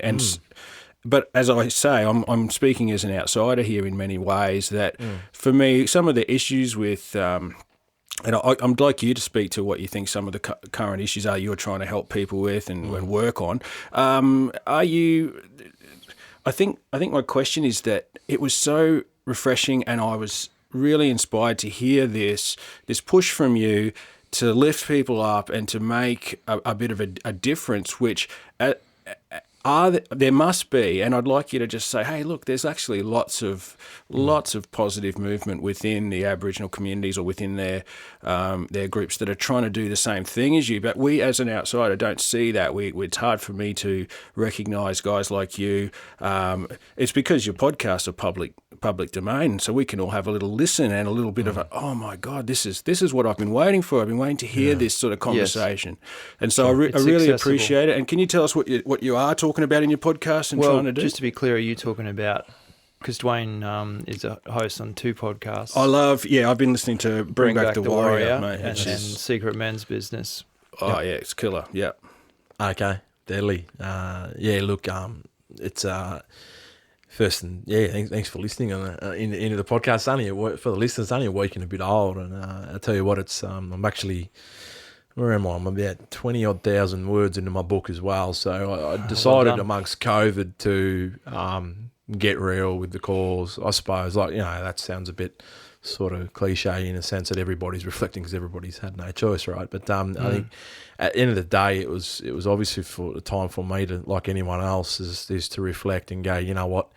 I need to change gears here. I need to transition. I too, like everybody else, is busy and spinning many, many plates, and I still continue to do that a bit. But to the point, though, we Bring Back the Warrior. It's and thanks for the sort of, I think to Tom's point earlier about how he was watching the narrative of the dialogue and where it comes from, and I'm very I'm very conscious and very strategic, not in a business sense, because as you can see, I don't really sell it. I do sweet FA selling really on my Instagram. It might get the odd promotion of someone coming on country, but that's what I'm doing, right? It's a livelihood. So I suppose to that point is, where it comes from is mega deep, guys. And when the book does come out, it'll make a whole heap more sense. But to the podcast, which is Bring Back the Warrior, which is obviously my solo podcast, and I run I co-host a second podcast called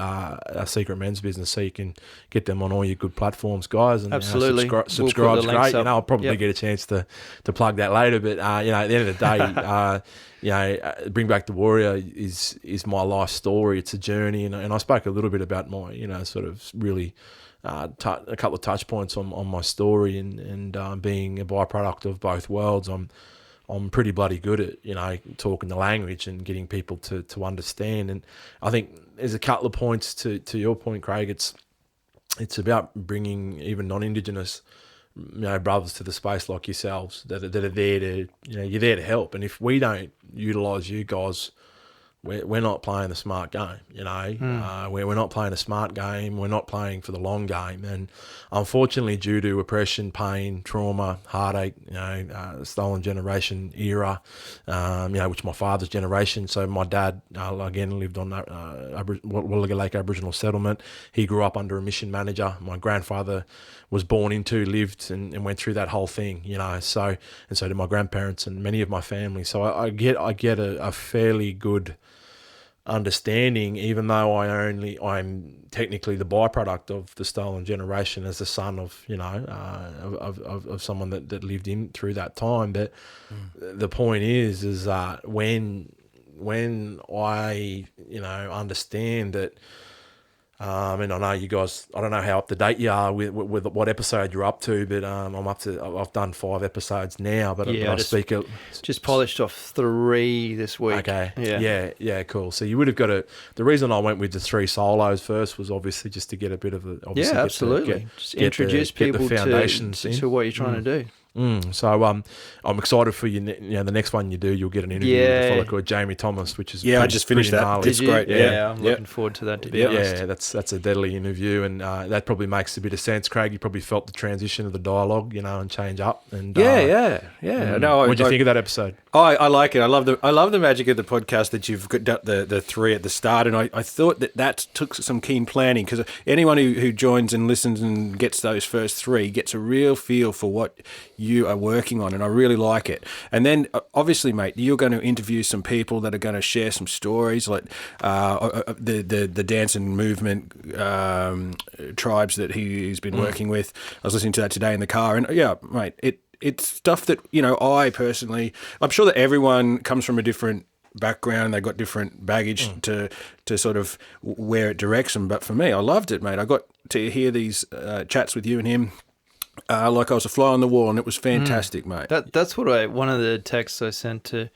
Dwayne, it must have been over the weekend or something, or late last week, mate, was I said something like, I feel like this is an opportunity to sit in on a conversation that I normally wouldn't be invited to, Perfect. Yeah. Which is that's what I was getting at as medium. well, mate, in saying that, I've been in community and stuff, but I haven't had these. I don't know where. I've seen so much issues that I'd love to hear you speak to, but I don't know we did have to do that tonight. But the point is that how you're going to encourage and motivate people to look after their health, to look after them, their spiritual health and their physical health, and then also to deal with social issues and fragmented cultures that you guys are talking about. Wow, it needs to be brought up from the inside, from you guys. And I think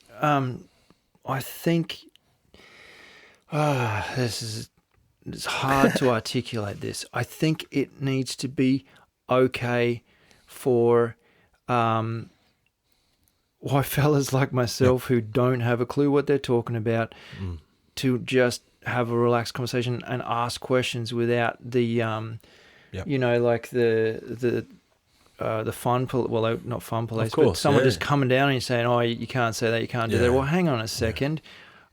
This question is, the purpose of this question is for me to get closer to that answer, and you're not allowing me to ask the question.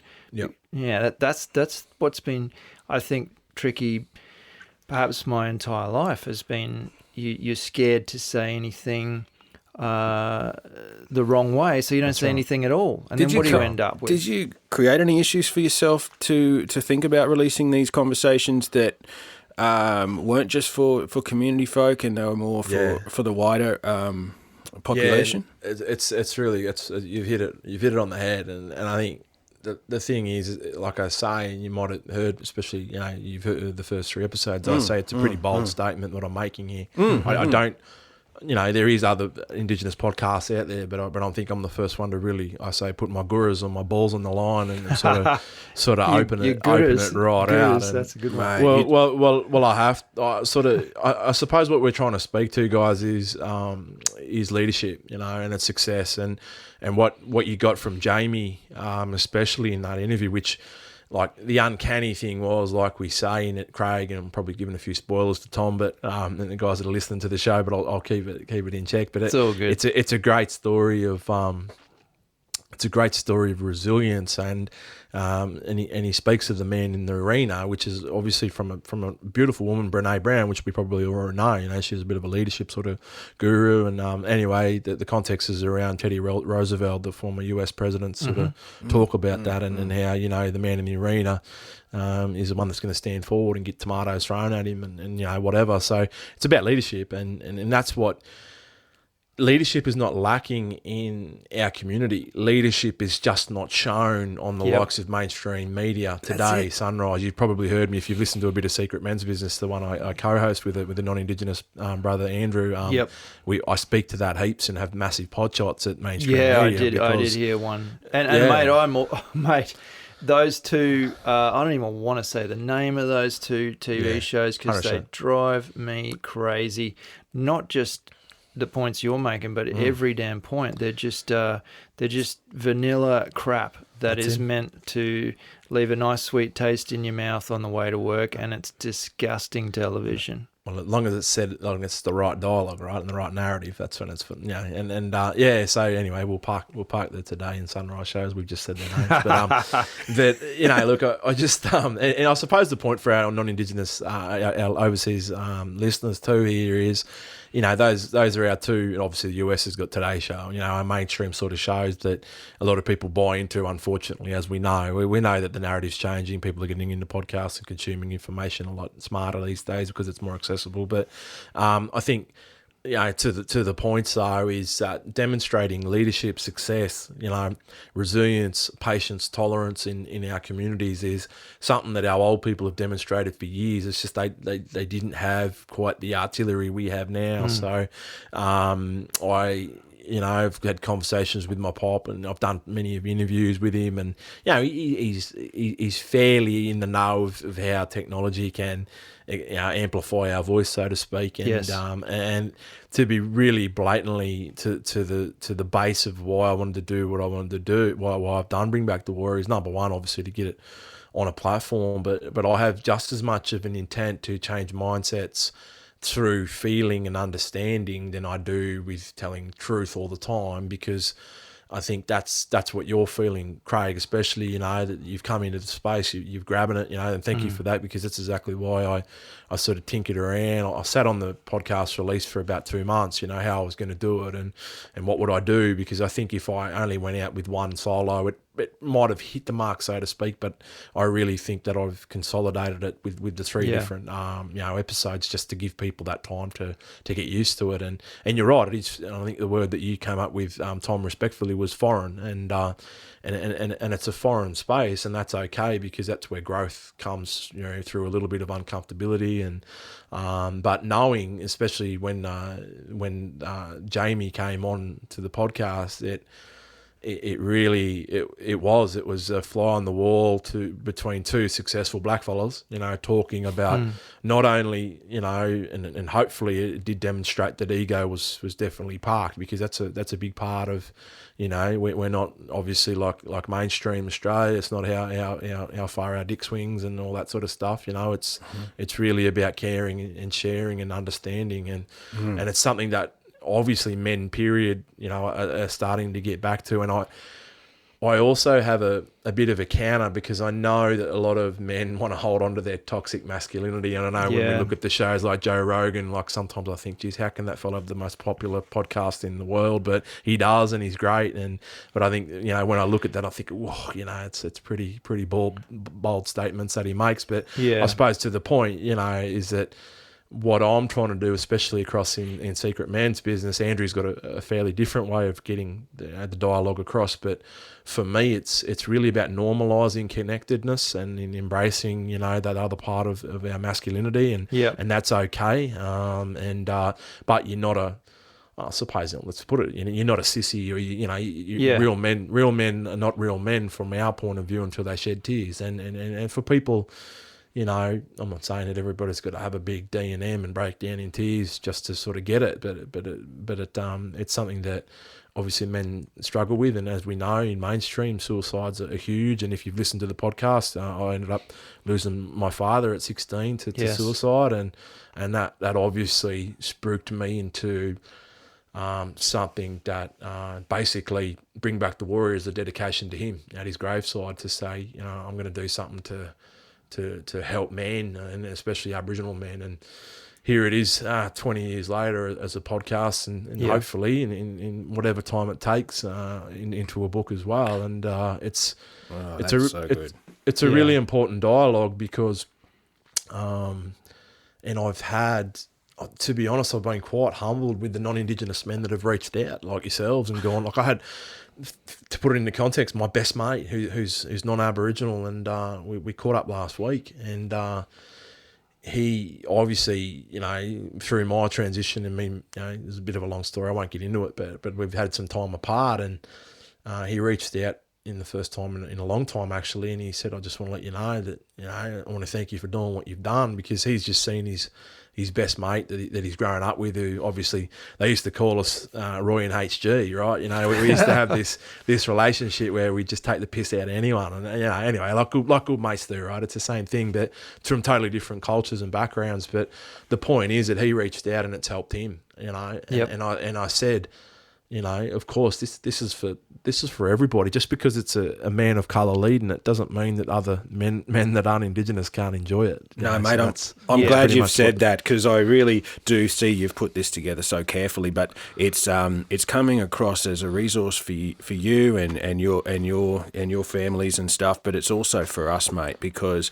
anyone with a keen interest is going to really cherish the conversations that you have. So I really think you are doing it. Well done. And you've got two people on board, mate. So Yeah. That's two people you didn't have. Got a couple of subscriptions, right? Yeah. That's two people you didn't have.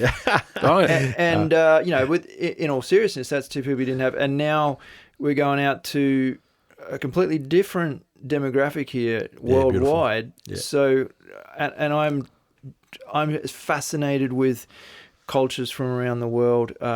We spoke to guy called Thomas Evung, fantastic podcast guest. You can go back and check that one out. Yep. And we got into a pretty in-depth conversation about the Sami people, which are the original Indigenous people of Sweden, I believe. Wow, yeah.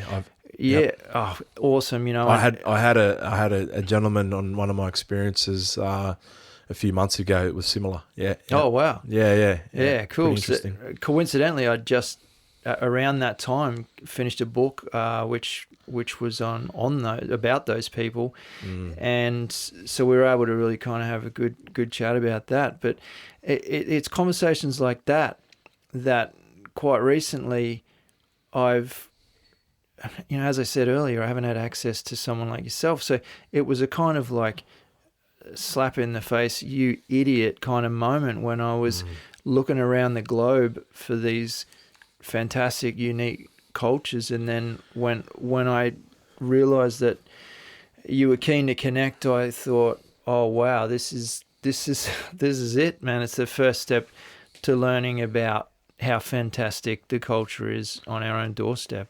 Yeah, and when we take a universal lens at that, like I'm about halfway through Nelson Mandela's book, and The Long Road to Freedom. And I tell you what, like, it's an oldie, but it's in an audio book, and it's phenomenal, and why I say that is that,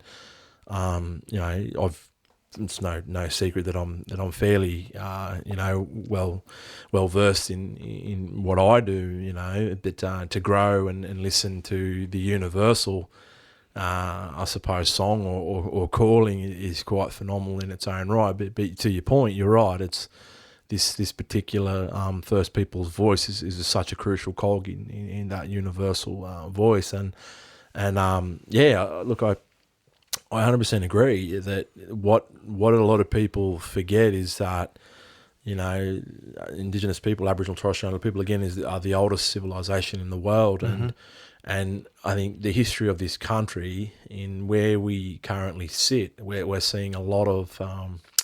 I say to people, it's really interesting to take a collage of where we are now and how uncanny some of those. I think you said it before. One of you guys said that slap in the face of how simple it is, right? That we can see these complete contradictions in our history. It's like people who travel every other country of the world and then think, but they haven't gone anywhere in Australia. That same sort of mentality is you're always looking to other shores for inspiration, but you kind of forget to just turn around and look behind you. Yep, 100%. Mate, just before I let you start any other topic, what I've learned very quickly through the Bring Back the Warrior podcast is you have an appreciation for books, mate, and we, apart from our Irish blood, we also share that. Yeah. In fact, there's a segment where I'm always telling everyone about the fantastic books I read. Do you have, I don't want to put you on the spot, but are there a couple of books you can recommend not only to Craig and I, but to everyone listening that have opened your eyes to anything, any topic whatsoever, but also are there a couple, you did mention one earlier, specifically in that kind of Indigenous realm. Stan Grant's Australia Day. I'm going to write that down because I actually want to. Stan Grant's Australia Day, Bruce Pascoe's Dark Emu, two essential books. They've even made that a mandatory reading in Parliament.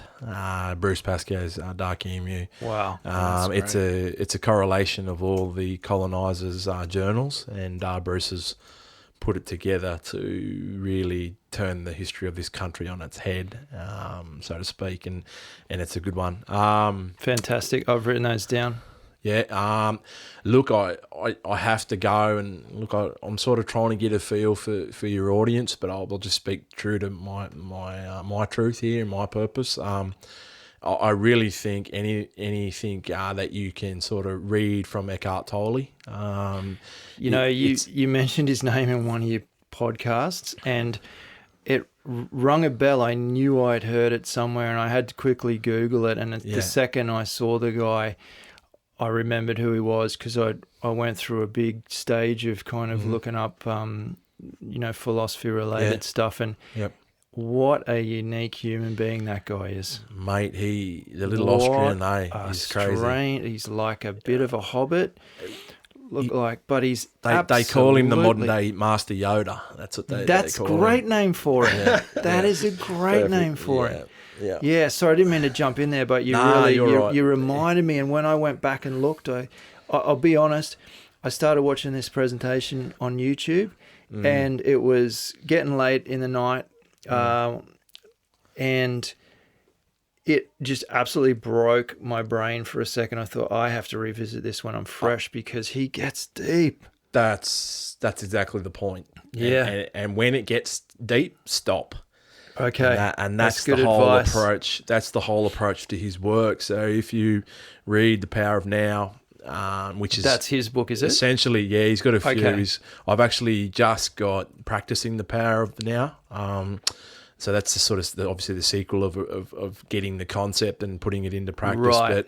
But I feel for your audience, out of all Tolle's work, I think A New Earth would probably be the better one. A New Earth. That's pretty phenomenal. It's a little, it's more about, it's more connected to civilization sort of stuff. Okay. Where the world is, and it's sort of.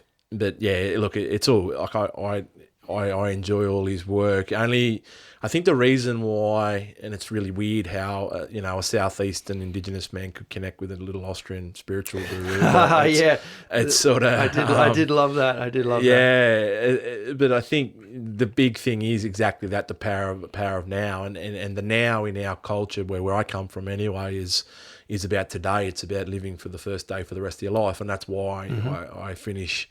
My shows with that saying, because that doesn't come from me. It's not my profanity. It's my grandfather and his grandfather before that, and his father. And that old man is a survivor of a massacre down at a little place called Marlow, which is the mouth of the Snowy River, and down there in the Gippsland.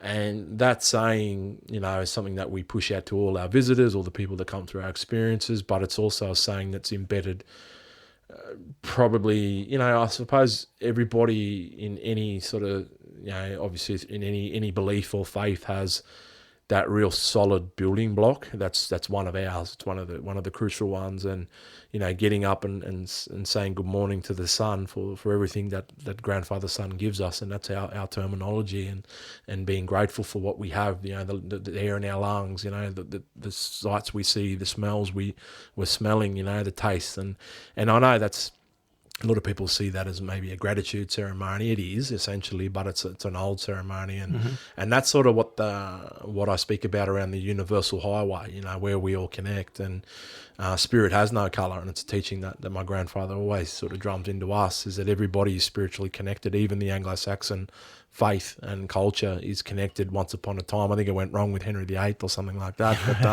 But I think the point of it is that that book is.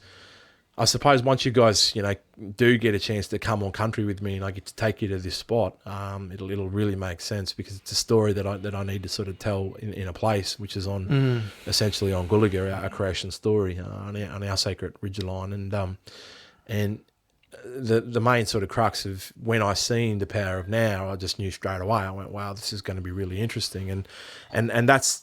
It's just as much about the process of reading the book than it is actually reading the book, if that makes any sense at all. Yeah, that makes sense to me. It's actually like reading maybe a paragraph and going, holy shit, that's just smacked me in the face, and I'm going to sit on it for 4 days and get back to it. So that's the whole essence of how he wrote the book too, and you'll see specifically there's parts where he says, I don't expect you to read this book from go to woe. You'd be very, very good, or you're just not, you must be speed reading and not even taking anything in to do it. But what you've experienced, Tom, is definitely something that he works towards. And, I think I'm glad to hear that he recommends that, and that it's not you're just only me. human, brother. 100%. What else? I think, look, like I said, I'm really enjoying Nelson Mandela's book, The Art of Happiness it's getting a bit late. The Art of Happiness by the Dalai Lama is another really, really good book. My grandfather was privileged enough to take His Holiness through our storylines as well, so that was pretty close to our hearts as well. To hear what he had to say.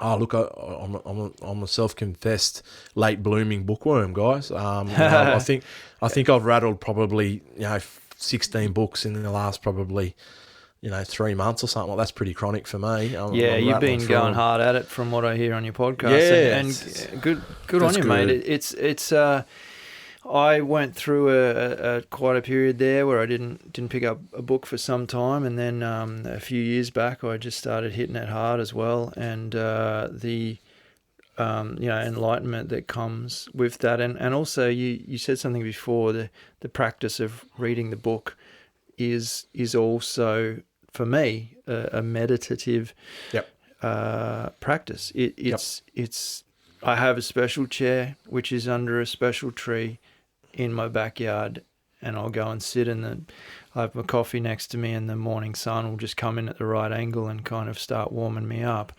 And beautiful. That's a spot where I can read, and I'll get visits from butcher birds or magpies or noisy miners.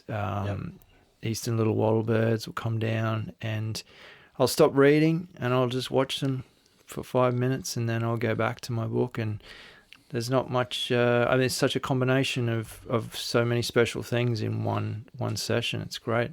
Yeah, awesome, mate. I want to talk to you about the warrior, and what I mean by that is, I lived in Japan for a year and a half. The reason I moved over there was purely to study martial arts. Wow. And which I started at a very young age. So I lived and trained over there and competed over there, and what some of the things you were talking about, what a warrior represents in your culture, they really resonated with the Japanese culture, if you can in fact believe that. Yeah, and I can. Yeah, and what I'll say is, first of all, just quickly, there's a word that you use a lot, staunch. Can you just explain to the listeners real quickly what you mean when you're saying somebody is staunch? Yeah, I think I use that in the context of the staunch protector. Like he's the guy that's standing forward. So we say, we say nalaga yarabajamandang, and that means moving forward on your front foot. And Right.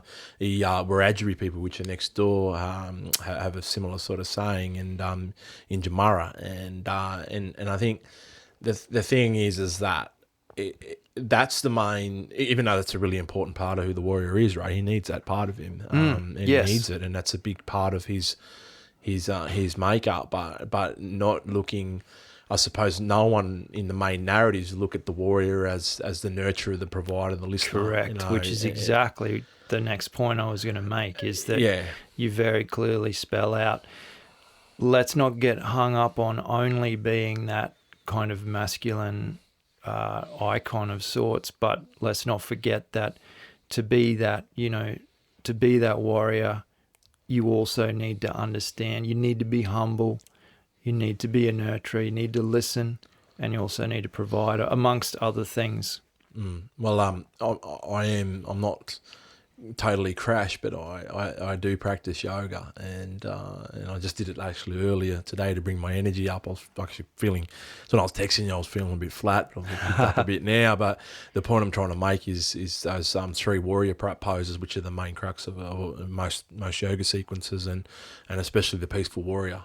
That pose and what that does. When you're in that peaceful warrior pose, it's one of the, I believe, even though, I can only get into certain poses myself, I've got a sequence, and I've got a beautiful friend that does it, who helps me along. But, in my sequence, I go into those 3 warrior poses, and that always reminds me, and I'm only fresh out of that. And it was also a really good reminder from hearing you guys, and just as a quick side note, hearing, Chase talk around movement and stuff, and there's no doubt, obviously, it's been quite apparent in Bring Back the Warrior. I've been talking a lot about my running and what that's done, but I'll park that and come back to that in a minute. Probably somewhere where you guys want to go, but I think I'm happy to go there. Yeah, so the point to this little passage is, it's when you look at that peaceful warrior pose and you've got that arch in that back and you sort of lean them back up. I'm going to have to look that one up. I'm not familiar with many yoga poses. I do incorporate 1 or 2 into my daily kind of movement sequence, but I'll look them up, mate. I will. Yeah, you've got there's a few different depending on which way you look at it. There's Warrior 1, Warrior 2, and Peaceful Warrior. So it's all a few different variations of it. But anyway, those 3 warrior poses are somewhat different. You sort of got a bit of a horizontal sort of, obviously, there's a bit of twisting involved, and your arms are fairly upright. So there's a lot of sky to ground movement in all of them, and the 3 poses are fairly different, so to speak. But the point is that's really important, because there's all those, maybe not, it depends on which sort of way you look at it, but the moral to it is there's many facets to the warrior, and how he can be bent and how he needs to be flexible, and I think, and I know you definitely would have heard this in some of the dialogues in our podcast, or on the podcast that I'm a part of, is I speak a lot about the older versions of me, and I have heard that, and what that means, and I suppose that's just a check-in where I was and where I am now, and I definitely have grown through many groundings, even though there's sort of been obviously big elements of success and some really incredible things that I've been a part of, especially in the last 10 years, which I'd never, if someone asked me today, it was a certain conversation we were having, and I'm the ultimate optimist, guys. Obviously you've got that, and I have to be, because that's who I am. But I think that gets me into trouble sometimes. But I think the most important thing, is getting back to that point of the warrior, and there's many facets, and that's what I want to try to demonstrate. That humility, that empathy, the caring, and just being there, and just being there and listening, and obviously with your partner, or whoever you're with at home, or long-term relationship, and obviously your kids, like that's ultimately, I believe, is as we speak about, the ultimate responsibility of growth and embracing and going with them on their journey. So that's a lot of the crux of the many facets of the warrior, for sure. No, I really appreciated that breakdown that you well, not only that you just gave just then, but on your podcast, because as as soon as you started kind of breaking it down on your podcast, I thought, yes, you're so right, because there's this, this kind of, people assume that, for example, I'm dragging this back into a space I'm familiar with. People assume that if you're, an elite martial artist, or at least up in that higher kind of tier, that you've got too much aggression, or you just got all these kind of anger issues, or you don't respect people, and it's quite the opposite. If you want to be up in the highest tier, you need to be so unbelievably humble. You need to be able to accept defeat. One of my jobs when I used to live in Japan, I was only 18 at the time.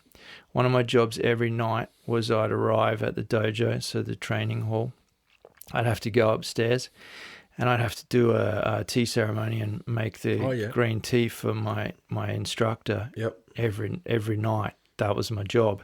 And what that does on so many levels, like you say, well, you're there to train martial arts, and people have a good laugh because they'll be probably thinking of the Karate Kid or something. But it's not even that far off. It's not a joke. You're there doing something perceived as mundane and useless, but at the same time you're learning a very strict, formal discipline. That's right. And then you're taking, and you're humble. You're making tea for this guy, and you got to do everything perfectly. And then after that, you're allowed to go downstairs, and he'll come down and train everybody. But that there's many facets to, if you're going to call yourself a warrior of any kind, it's not about being the tough guy and being aggressive. I mean, that's probably a small amount of it. I think I also really wanted to talk about the warrior because you make you don't hide the fact that this is predominantly for men. Your podcasts are aimed at issues around men's health and well-being, etc. And I'd love to hear a bit more about why it's predominantly men, and therefore, I mean, we've shared on this podcast that our drive to get out into the bush in the first place was to find ourselves, and in particular some sort of primitive notion of what it may mean to be a man. And you're naming it Bring Back the Warrior, to me, on a surface level, was just about getting back to country and in outdoors. I don't know if I'm using that term right, but getting back to the outdoors and getting back to those sort of primitive, we call it bushcraft and stuff like that. So I see it as a lot deeper that Tom just went into, but also is it about learning those skills of early man, or what do you say?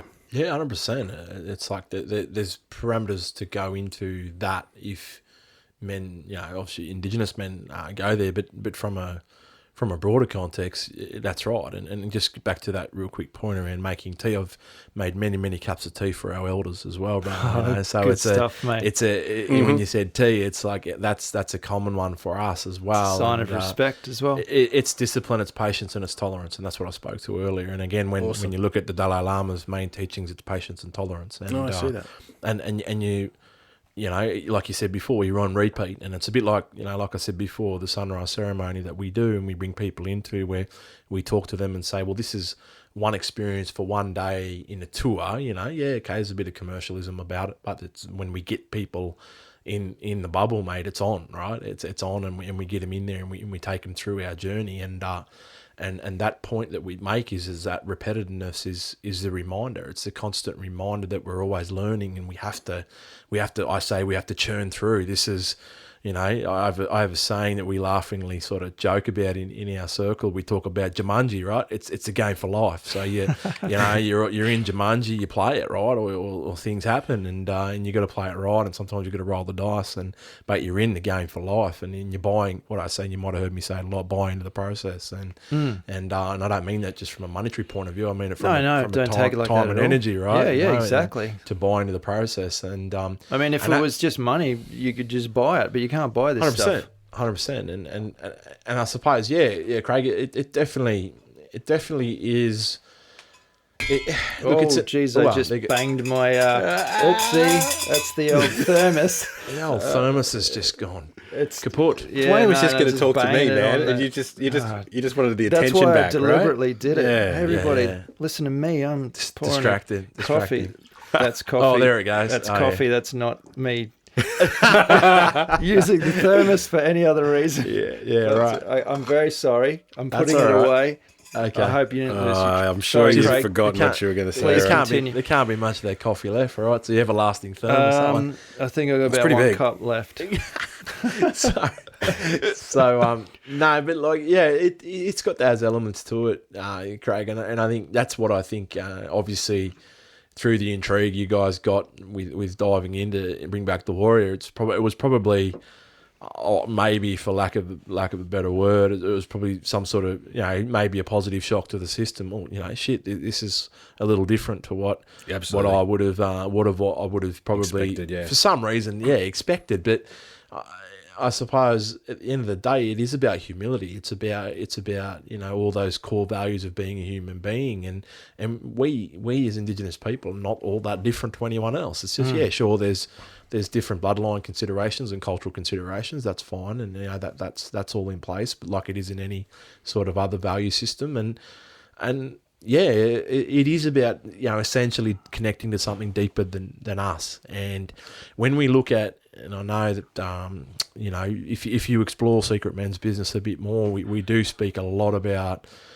The system that we're born into, indoctrinated system. Yes. And, are we built in the age old, and I'm sure I'm speaking to a crowd that gets it, that we're not all built for 9 to 5, Monday to Friday, 38 hours a week, 3 square meals, right? Yada yada, and because people get deeply depressed when they just that is their life. And I've got people that I love and dear, and that I'm connected through family that live that life, and it's not for everybody to break that sort of system, right? No, but those that sort of do it know what I'm saying, I suppose, in a strange way. And to that point, it's just giving people the opportunity to know that there's something deeper.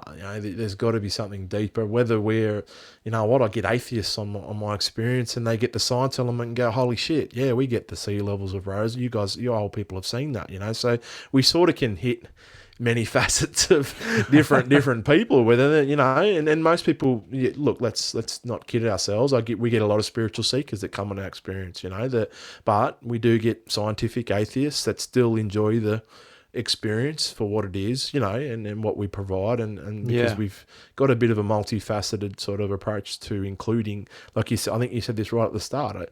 It's about inclusiveness, and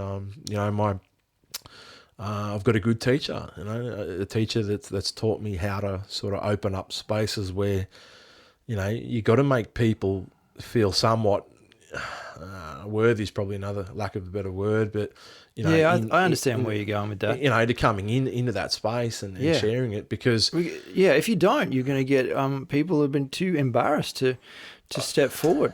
I mean, that's kind of where I've been forever until, as I said, right back at the start, mate, and I stand by that statement. When we spoke for a very short amount of time on the phone, I automatically felt like it was a comfortable, safe place for me to ask silly questions and try and dig a bit deeper into stuff.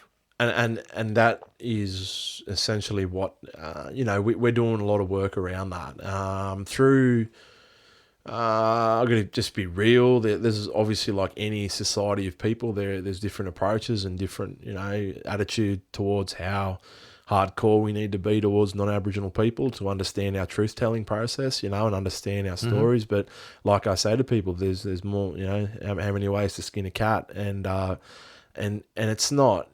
No one's right or wrong, and no one's certainly saying that. But there's other approaches to get people to understand, and I'll leave that at that, because I think that's where people can grab what I'm saying there. But I think to the point, bringing people in, and especially men, through all the things that we're trying to share. And again, it's a pretty bold mission what I've done, and it sounds a bit odd, but it's definitely uncharted water. And I'm a bit of a nutty professor, and I sort of I thrive off that. You know, when something's bubbling away, you know, I'll sort of think, oh, mate, I'm keep an eye on that, right? Yeah, I'm so curious about this that I've got to ask you, and you know that you are trying. I imagine there's some cultural hurdles in some ways on what you're doing. And I've just got to ask this: in a lot of communities, there are specific areas for men and specific areas for women where you do not go, and I don't know how strict the rules are around that, but it was a no go for all of us workers, and I would love to talk to you about the fact that this is a men's space only, and do you think that it's inappropriate for women to listen to the podcast, or is there anything to be said about that sort of stuff? Fantastic question, and I'll answer it this way. I would not have put a podcast out there that was sacred men's business. Yeah, because is it sort of what? Yeah, is it different? Is it? Yeah, I've got to definitely, ask. Definitely. And so, can you tell us different. about the sacred men's business? Because that must be what it is when you come across a place in. It's a sacred women's area. Is that what you were talking about in the community? I was in the country, and like I suppose it goes to that different level. So, for instance.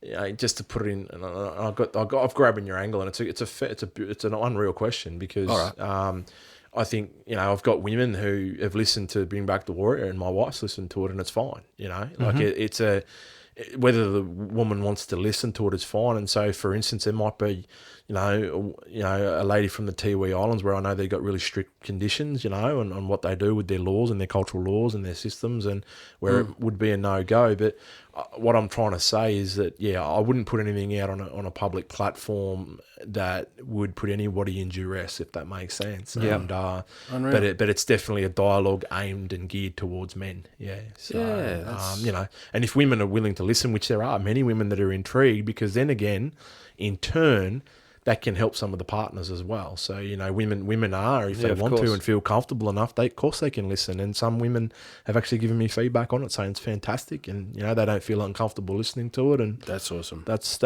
what it's. But I think what you're saying there, Craig, is a great example of that bold statement, you know, because I need as a leader in my own community and, you know, in my cultural demographic is.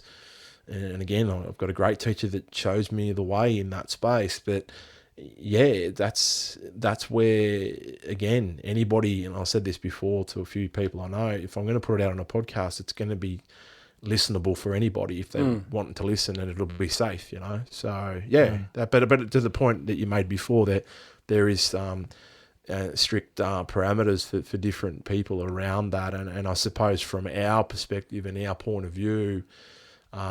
You know, Bring Back the Warrior is a story about an Indigenous man who's sharing what he's learned and his experience to help others. And I don't know whether you've obviously heard the references to my sister in the podcast. Absolutely. And how important that was. And I'll just speak to that really quickly, is that my sister's my hero.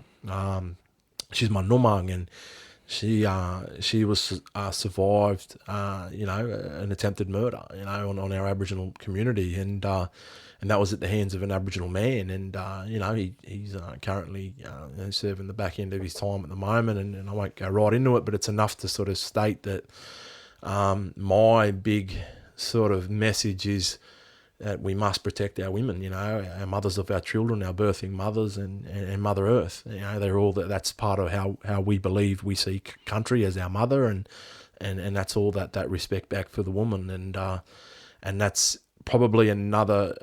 Well, it's huge because it's part of my big three that I speak about. I know you guys have heard the dialogue, so it's my third big crucial cog in the makeup of what I've experienced. And you know, I work with perpetrators and I work with men that are also victims of family violence and domestic violence as well, and whatever we sort of, you know, tout it as. But we know that's rife in a lot of communities, not just the Indigenous community, but again, that's another spotlight that's I feel is unfairly put on us a lot of the time as well. But it's a reality, and so I suppose there's that complete flip around, right? That I've lived enough of the trauma and the realities in my community, but then flip it around in a success and leadership sort of tone as well, to say that it's okay, you know. You think things are shit in certain circumstances, and I live it and I know it. But here we are. forging forward to make better change for our people. But I'm also very strong, brothers, that I believe that, myself and other Aboriginal Torres Strait Islander people have got so much to offer, the rest of society as well. Oh, yes. Yeah, oh, most definitely. Oh, boy, there's a lot to unpack there, mate. That's just got my head spinning. Thank you. I've got a tendency to do that. No, it's all good. What people probably don't know is through the editing process, a lot of times Craig has to sit here and listen to a large part of podcasts. Something I'll do semi-rarely is revisit a podcast of a particular guest while I'm driving, because when I'm in this mode, I don't quite get the opportunity to really sit back and soak everything in sometimes, because I'm kind of in that work mode mentality. So this is one I guarantee you this will be coming on in the car when I'm driving in the very near future, and I'll be able to sit there as an observer and really pick up on revisit some of these points, mate. So just thanks. on that, hey, thanks for that, brother. That's really good. I just, as a nutty professor, and I know you guys are the same, it's pretty surreal feeling, isn't it? You think it's a bit weird at first, and I'm sure you guys have got better at it as you've been podcasters for a bit longer than me, but yeah, it's pretty powerful when you can listen back, right? Yeah, cool. Craig and I spoke about this just last week, did we not? Yeah, mate. I said to Craig, how is it that I can listen to the same section of a podcast 3 times and still laugh at the joke that I was present at the time and I laughed, and then I laugh again. What is wrong with me? Yeah, it's and I was. You're not that funny, mate. You're I know. not that funny. I was worried at the start that I was It's a nervous laugh. It's getting embarrassed off on laugh. some kind of Yeah. egotistical, fueling my own kind of fire, and I was kind of concerned, thinking, how come I find this enjoyable, but I don't know. I don't feel like that anymore, thankfully. But thanks, Dwayne, for sharing that story. And I see a lot of leadership in what you're doing, mate, and I really respect it. I think it was really nice that. I think my initial question was aimed at painting a picture of you, of the history of how long you guys have been just roaming this country, doing that particular part of culture, and then 250 years later, you guys have been thrust into a new world, right? And it's quite challenging, and there are lots of issues that you're bringing up, and you've got to make a new approach to. You just set me up for a perfect segue, Craig. To talk, you got to make a conversation about this stuff, and I really think, I think it's valuable for me to listen and for us to listen, and I'm sure it's valuable for you guys. So that's great. Yeah, it's mate. What I was just what I was alluding to then was the how can I frame this? Are you familiar with the ranges formerly known as King Leopold's Ranges in Western Australia? Have you ever heard that? Can't say that I am. Okay, yeah, no, I didn't. I mean, mean, I'd probably heard of them once or twice, and that's only through the hiking community. Yep. We spoke about this on a podcast not long ago, because this was in the kind of hiking news, and I brought it up as a topic. And I remember I said at the time, Craig, that it's this movement to kind of assessing these kind of names of particular places and asking the question, do we have them, is that somebody we should be, do they deserve their name on a range? And it turns out that this guy, mate, is just the bottom of the barrel. He was he'd never even visited Australia. He was a Belgian tyrant. He was heavily involved in the ivory and rubber trade in the Congo. Okay. And literally responsible for millions of deaths, like an absolute piece of work. But what I think is fantastic news, and it's tough because, and I said this on the podcast as well, from my perspective, I grow up with the names of places around me. My assumption is that if that place has a name, it is, I would like to think that the name chosen was somebody we can respect, somebody who did something for conservation, somebody who did something for the community. In this case, it was absolutely not. So now I hope I don't. So this the new name of the range. So it spans for 500 kilometres, which moves over 2 major groups. Yeah. And it's been renamed, it's hyphenated to pay respect to both of those people. And if I can just have a crack at this, mate, it's Wunaman Miliwundi. So that's the 2. And Munawan Miliwundi range. I hope I'm getting that right. I'm doing my best there. Yeah. But I think that's really cool. And the more that I've read about another case in the US. And what's your I don't mean to kind of stir up any trouble here, but what's your thoughts on and just, you've said it twice in the podcast already. If I can be honest, that's all we do here, mate. I don't try and paint any picture to the listeners of us being something we're not. So you're more than welcome to take the stage here. And I just really love to hear how does it make you feel when you hear that the news that I just gave you, and what do you think about those sorts of things? So I'm just trying to pick up that angle. So more from that it's been renamed. So that after all of this time, somebody's finally said, "Hey, should we really have a mountain range named after such a horrible person when it should be named after the people who lived in that country?" Yeah, right. And I suppose, look, we only have to go up just to go back to the stronghold there, but it's the same sort of narrative in terms of, Jimmy Cook coming up the East Coast. When he stumbled across this country, he didn't discover it. We know that, and he stumbled across it, and he sailed up the East Coast of this country, and we know that that's part of the history and the shared history of this country. But you look at there's 3 main significant mountains that he named himself, and I uncannily, and the irony is that the first one is actually the mountain that we run tours on, and which is Gulaga, and Gulaga National Park was only renamed Gulaga back in the year 2000, so it's only been 20 years, where it was formerly known as Mount Dromedary, which, I often say, and here we go, it's a bit late in the night, but I often tell the story, which my uncle Warren Foster told me, but around James Cook, and when he was, quite captivated with our story, and he looked across at the mountain and was quite captivated with it because it's obviously quite magnificent, and he was out there on the Endeavour, and he said, "Look at that beautiful mountain over there. It's got a one hump like the dromedary cattle. I'm going to name that Mount Dromedary." And he nodded it down, and his that's my terrible David Attenborough voice. Very good. But very good. It's pretty late in the night when I'm usually spinning this yarn, but but I think the point of that is that when James Cook was captivated, and we talk about that, and obviously he sailed up the coast, but after he finished, in Sydney, he kept going up, and obviously another significant mountain which he named, which isn't overly far from you guys, it's a little bit south, is Wollumban or Mount Warning, at Byron Bay. Yes.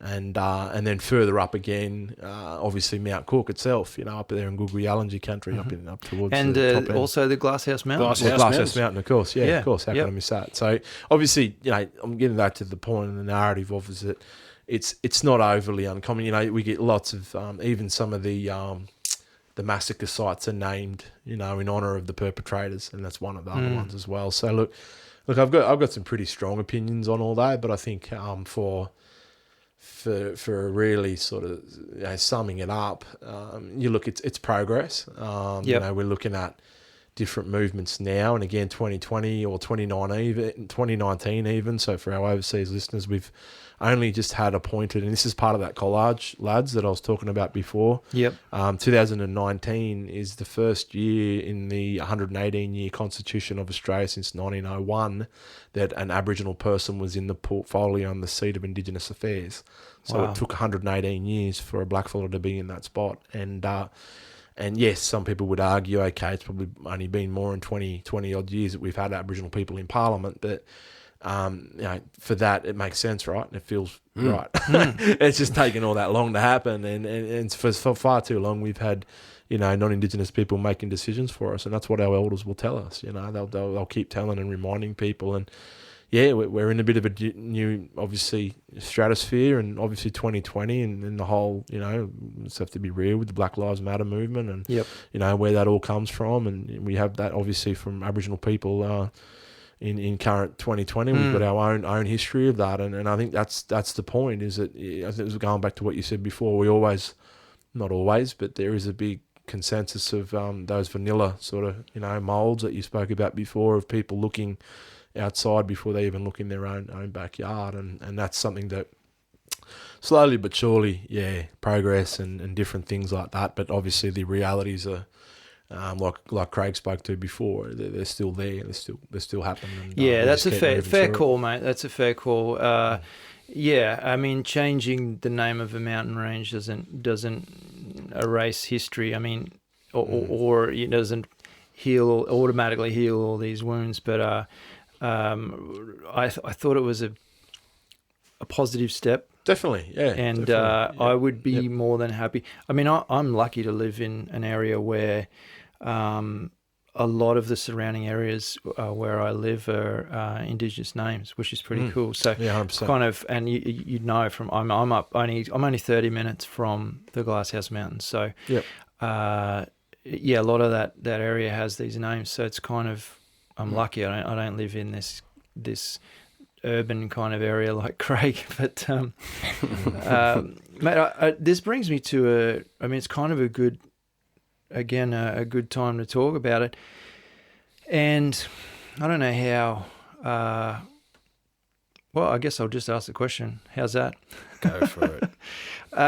What would you say is the correct way? Now, I don't have to tell you that when Craig and I travel through Indigenous country, the efforts that we go to look after that area, the efforts that we go to leave no trace, all of these things, to not disrupt wildlife, not disrupt anything, leave it as we found it. But what's the correct way? I mean, we're just looking for education straight up here. What is the correct way for us, as we set foot into these areas?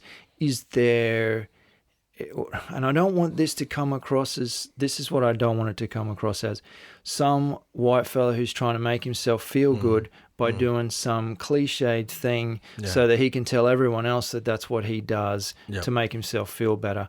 I'm just genuinely asking, from your culture to ours, what sort of recognition, if any, would be appreciated as we take those steps when we're hiking on Indigenous land?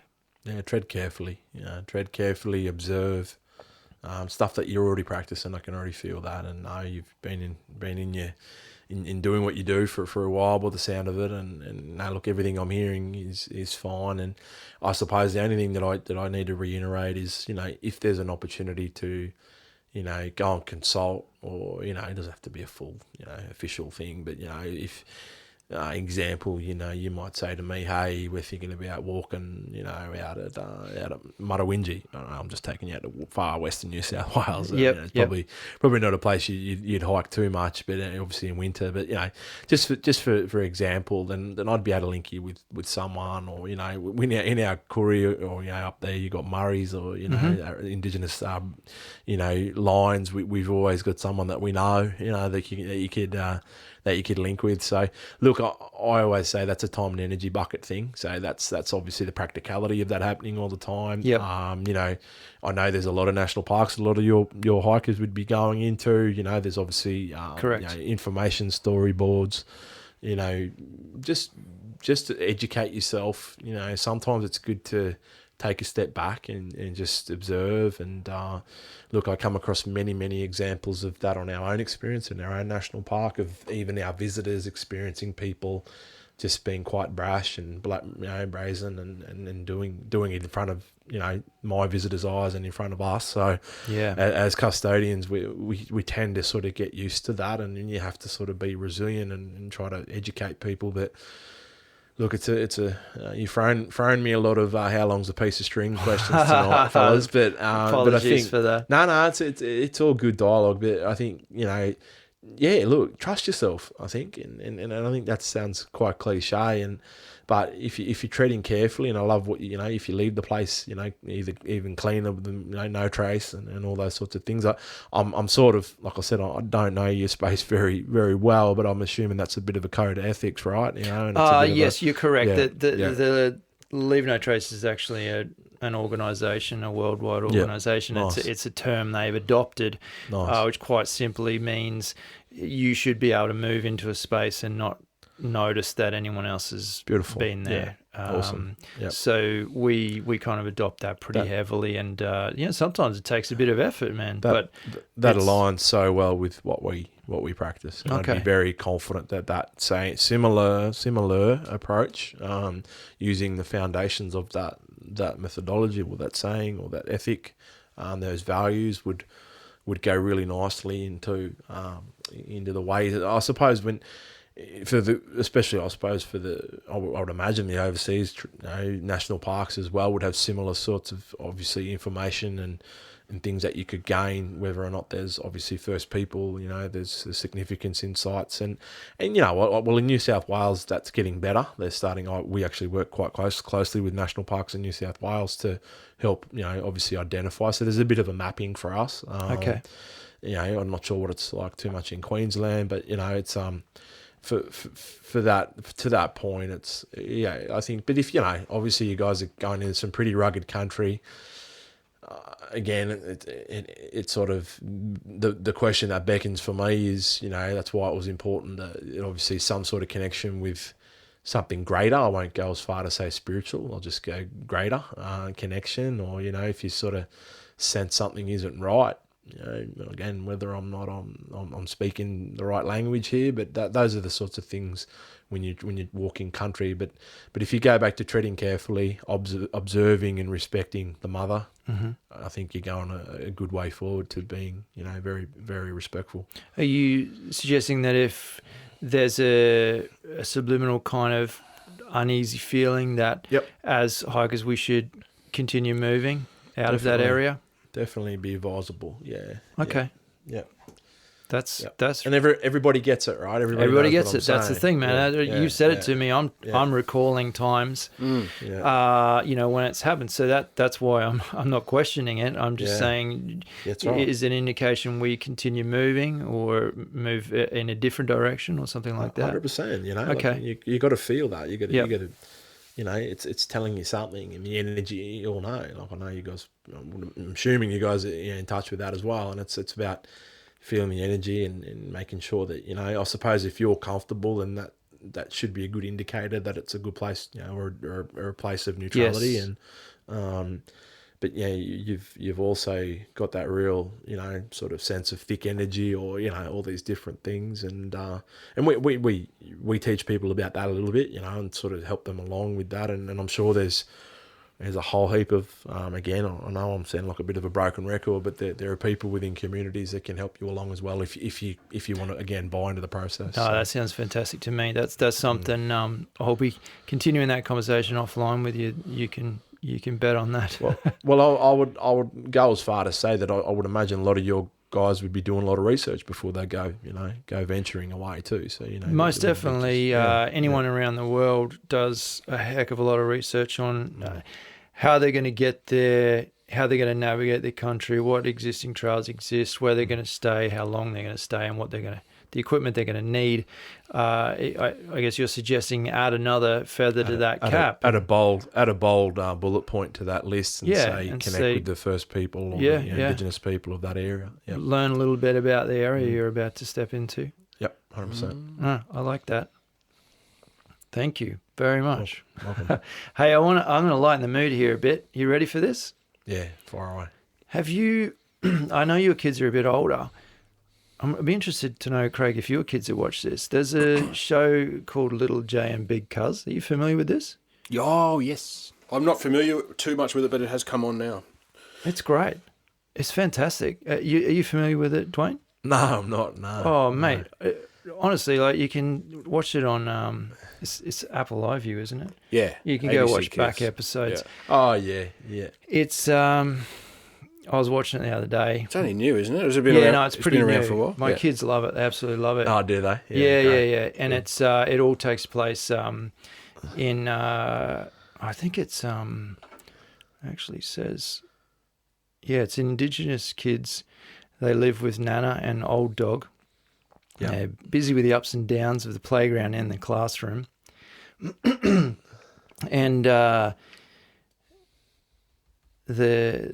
they talk about saltwater desert and freshwater country. Yeah, lovely. Yeah. And yeah, but the thing about this is so they're finding all these little J and big cuz are finding out all about culture, community, and country.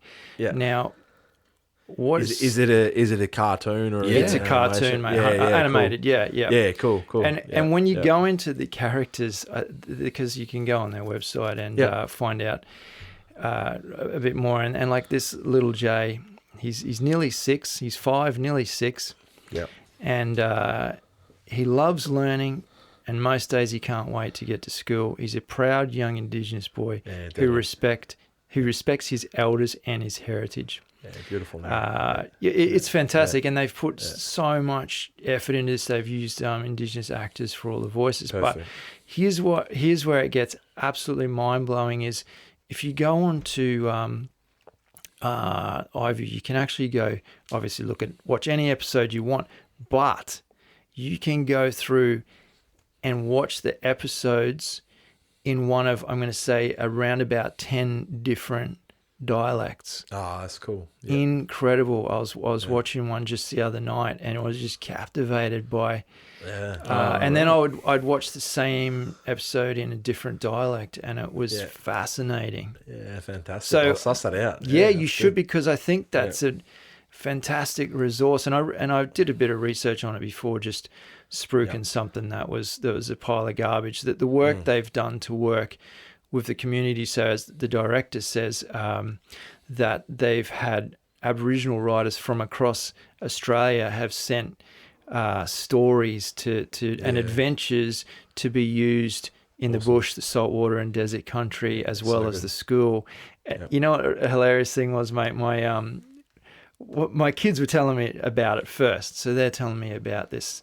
I said, what's this show you keep talking about? They're like, oh, yeah, Little J, because what's it all about? And he says, my eldest again says, Dad, when they go to school, their dog just follows them and hangs around the school all day. And he just could not believe it. And I said, mate, isn't that great? And he said, yeah, but I don't understand how that's allowed to happen. I said, mate, things are different around the country, and people have different ways that they approach things, and that's okay, man. Like if the dog's gonna hang out at school and the teachers are cool with that and it doesn't do anything wrong, that's all right, isn't it? And he goes, oh yeah, I guess so. I wish our dog could come to school. So yeah, I just find it fascinating that, again, this is a medium that I was going to say hasn't existed long. Television has existed for a long time, but the fact that someone's putting effort into so much background effort into a show like this that is bringing up conversations like this within my household is a beautiful, positive thing from my perspective, at least. Agreed.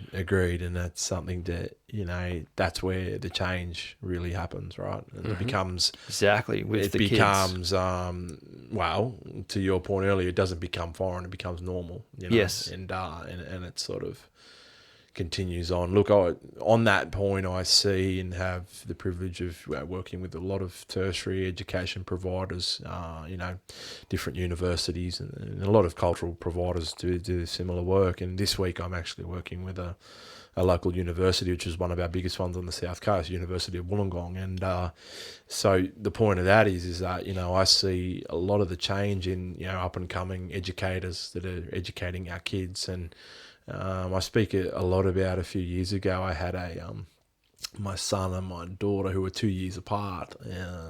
My son had a old school, just about to retire male, in his mid-60s teacher. He was setting sail for his pension, and ready to go. Nice enough man, but a very different approach to teaching, as my daughter's teacher was actually one of the graduates from the university that I taught the year before. So I had this whole thing going on the whole year of seeing a reflection of the different attitudes of the generations, of course. And of course, we're talking about a generational thing. Look, when we are, with all due respect, dealing with, let's average it out at a 6 generation Australian family, right? From First Fleet and roundabouts, maybe give and take. Yep. The generational attitudes, I get it. I had a gentleman. I don't know if you guys do know, but I actually run a food entity as well. Believe it or not. But yeah, I was aware of that. Yeah. Oh right, yeah. We had a dinner night the other week, and there was an old gentleman. He must have been in his 80s, and I took him through a smoking ceremony. He didn't know what the hell was going on. He sort of got the grasp that there's a mixed race Aboriginal man taking him through a traditional song. This is all foreign. You know what I'm saying? Like, this is stuff I get. I get it more than daily. Sometimes I get it hourly. I get it, minute. I don't know if it's good language to say minutely, but I get it very regularly in terms of not just older school sort of generation, but baby boomers. There's a few that I see that sort of, they're teetering back into what it is. So look, I know this is, again, it's probably sounding fairly sort of straight up and down, but the generations and the different, ways of how I find people's, willingness. But then what I'm trying to say here and get to a long point is that I do see that reflect in the generations in certain spaces and times. I see people's, either willingness and, like you guys, open up a portal to listen to me bang on for 2 hours now, whatever it is. It's sort of yeah. It's this whole, and that's what I meant to say. I suppose what I've tried to push across tonight is, like you guys have said, you've dipped into my space, you've listened, you've bought into the process. I've come on, we've created this connection, and hopefully whoever listens, for what it's worth, it helps just challenge someone, good, bad, or in between. That's one of my sayings. It's just challenging and respectfully though, and with integrity, and to know that there's a beautiful culture here. There's a beautiful, like you said before, for your kids to embrace, and you probably come home and want to watch the next episode of the show that you've spoken about. Like, if that doesn't make your heart sing, in a certain way, because it's safe, it changes and gives your kids, every opportunity to go, what, well, that's going to be great. You might come down to the South Coast of New South Wales with me, or you might go on a local experience. Most definitely. I don't know, it just opens up opportunities. No, absolutely, mate. My kids are going to be, they're going to be walking next to you one day, and as will I be, and I can't wait. Yeah, that'll be good. That's kind of fascinates me. Speaking of walking next to each other, mate, it's time to talk running. Oh yeah, okay. You are running a lot at the moment.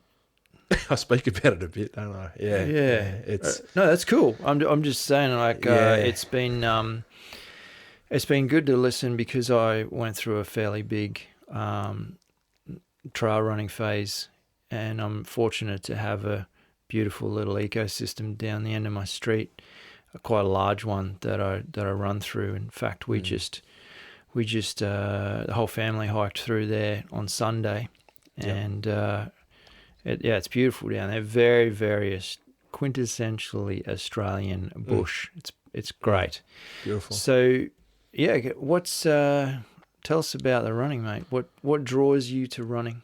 Oh, yeah. Look,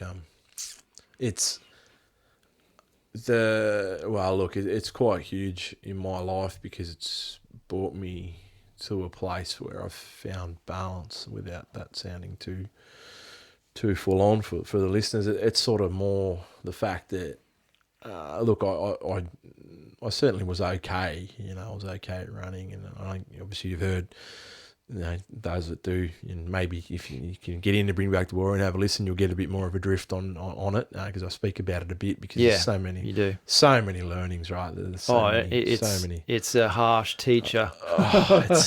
And I did listen, and I heard some references to you guys with a bit of experience in it. And look, I'm actually got a good mate of mine, two good mates, both Indigenous fellas that I'm going to start some trails with. So I'm more. I completed my first half marathon 2 weeks ago. Oh, congratulations! So I've done the 21. We're going to Canberra next month for 25. I wrung the towel out.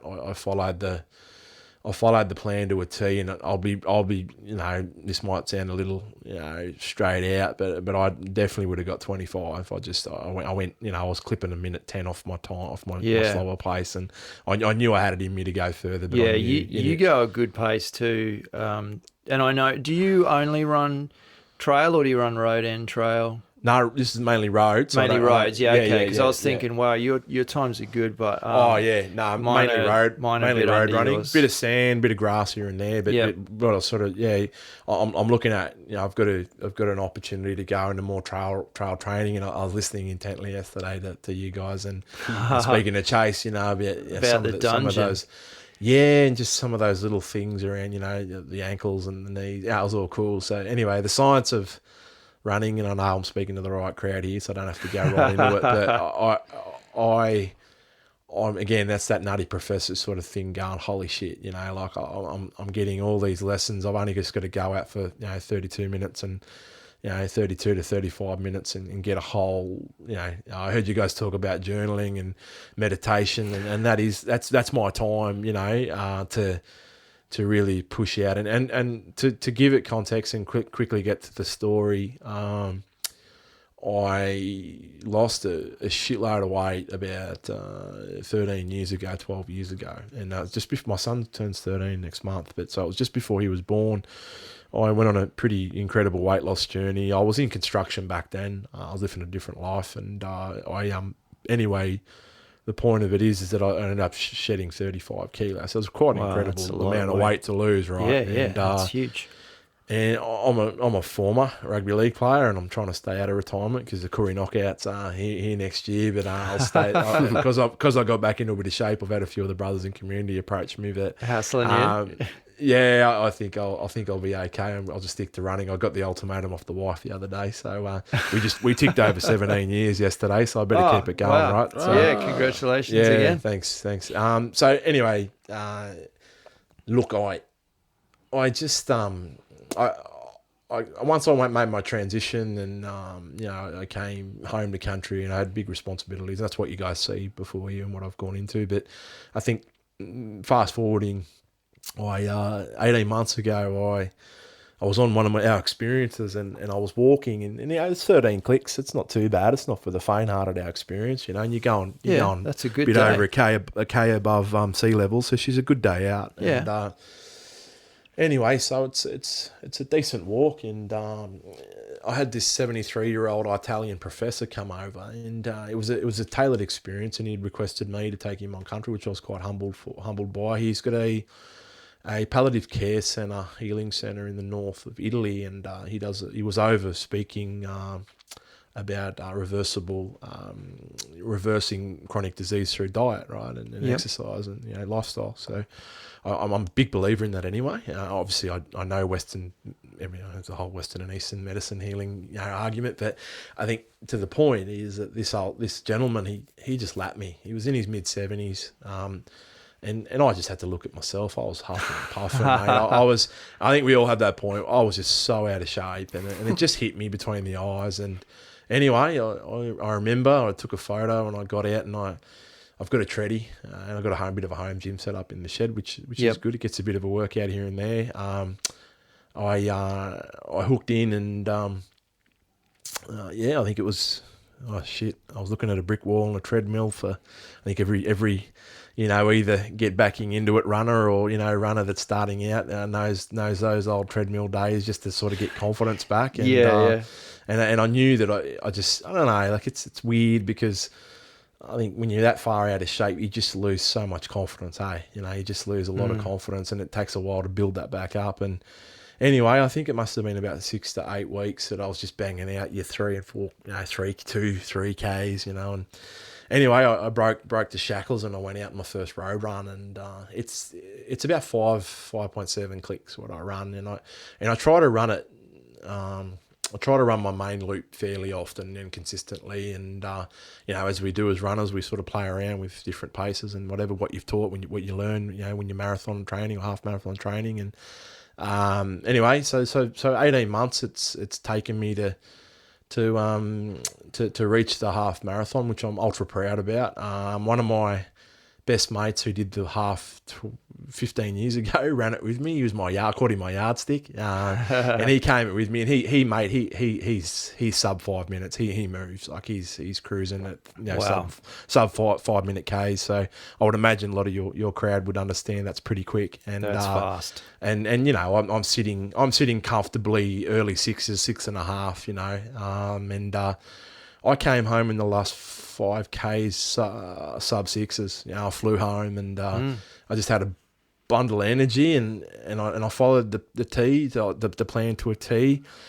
And I said it to a few of the brothers after, as you do. I think I heard you guys talk about it too. Journaling your running patterns and the science. It's so addictive, right? And but what I didn't do 12, 13 years prior was really look at that. If that makes any sense. I was Totally I've grown. understand. There's so many different things that have happened. Yeah. And anyway, so the learnings I've had, and it's been what is it now? About a fortnight after I've completed it now, my whole energy's changed. And I know you guys know what I'm saying. It's just this different energy that I'm sitting in at the moment. Like, it's like, well, I've got that done now. It's tick off the the box, and obviously I'm heading for 25 next month, which I'm confident I'll go out in the long run. Probably maybe tomorrow I'll probably go out and just bang out 15 and just see how I feel. Yeah. So right now in my running journey, guys, I'm really around recovery, body treatment, which that's why I found it ultra fascinating. That yarn yesterday, because that's where I'm at. I definitely felt shifts in the body physically, and emotionally, and obviously I talk a lot about spiritually, and how that works. So I've done my best in about hopefully 5 minutes to sort of try to give you a bit of an idea on the journey, which I could probably talk around for hours. But it's a discovery process, and it's not just about the physical body. There's walls that you're smashing through. My sweet spot is 15K, so I like a 15K. Nice. It's a good run. When I don't have time, I do 10s, and I've only done the half marathon twice. I stupidly went out on a Monday night after work in the dark with my head torch on and ran around in the bush, did 21Ks, got home and thought, well, I should enter a race. Yeah. And then I entered a race, and a couple of weeks later I did my first half marathon and got slaughtered. Did you? I just went, I just got all excited and went too hard. And got smashed. I mean, I completed it. So proud I completed it. I will revisit it again. I've been focusing on a lot of other kind of fitness areas at the moment. And running's just taken a bit of a. I'm trying to get my body to move better. And opening up the hips, 100%. all that sort of stuff, because I think now when I transition back to running, I'll be smoother. That's my plan, at least. Yeah. I'll ask you this question. Have you ever run much barefoot? Yeah, I heard you guys talk about that last. I think it was. Did we talk about it? I listened to it yesterday, but I know it was a little while. Yeah, I don't. Only look. I remember footy training a lot. To be really honest, I heard Chase talk about plantar fasciitis, I think, or plantar fascia. Look, I suffered from that a bit. But look, I'll be honest. When I sort of knew this question would come. Actually, I was thinking about it, and I thought, I wonder if they'll ask me this. And I know you can pay some good money to go earthing, right, or grounding or some shit. I haven't heard of this. Whatever it is, they people pay money to go walk around barefoot. Believe it or not. But right. But anyway, have a look at it. But I think the point is that I am barefoot Oh, the only time I wear shoes is obviously when I'm going for a run, Yeah. or I've got to go to obviously somewhere. But to put a wrapping, I'm probably 85% barefoot, all the time. So, Yeah, right. It's so important. Where when I was in construction, of course, I was in boots and Yes. footy boots. So my time on, I suppose, as we say in running, time on feet or time on bare feet now is a lot better than what it was. So I used to have fairly chronic foot problems. I used to have the arch thing going on. I've got they're a decent shoe. They're a Nike. Any Nike supporter, I'll have a sponsorship. But look, Nike. I've got some Nike runners that I bought. I've stuck with Nike for probably last 2 years. I had a pair of Asics, just basic runners, nothing too flash, but fairly sort of, I got about $200 pair or whatever. But look, and they're doing the job. So look, I touch wood. I haven't had many feet issues at all. I've had I heard you guys talk about ankles. I had a bit of cement. My two brothers, one of them's done the New York Marathon. Actually, he comes up in a few weeks on my podcast. Yep. And those that don't know, there's an Indigenous marathon project. So there's two guys that have one's done a marathon in Singapore, the other one's done Singapore and New York, and one of the other brothers who we're running with, we're doing the milestones with him, and he was with us and ran his first half as well with us 2 weeks ago. So we're all together. There's a community of us, about a dozen of us running together to achieve the milestones. And we did it here on my home track, which was pretty cool to crack your first half, which was virtually, because I was supposed to be at the Gold Coast. That was my intent. The Gold Coast Half Marathon was on 2 weeks ago, so we just obviously couldn't do that. So we decided to do it all here together. Oh, that's good.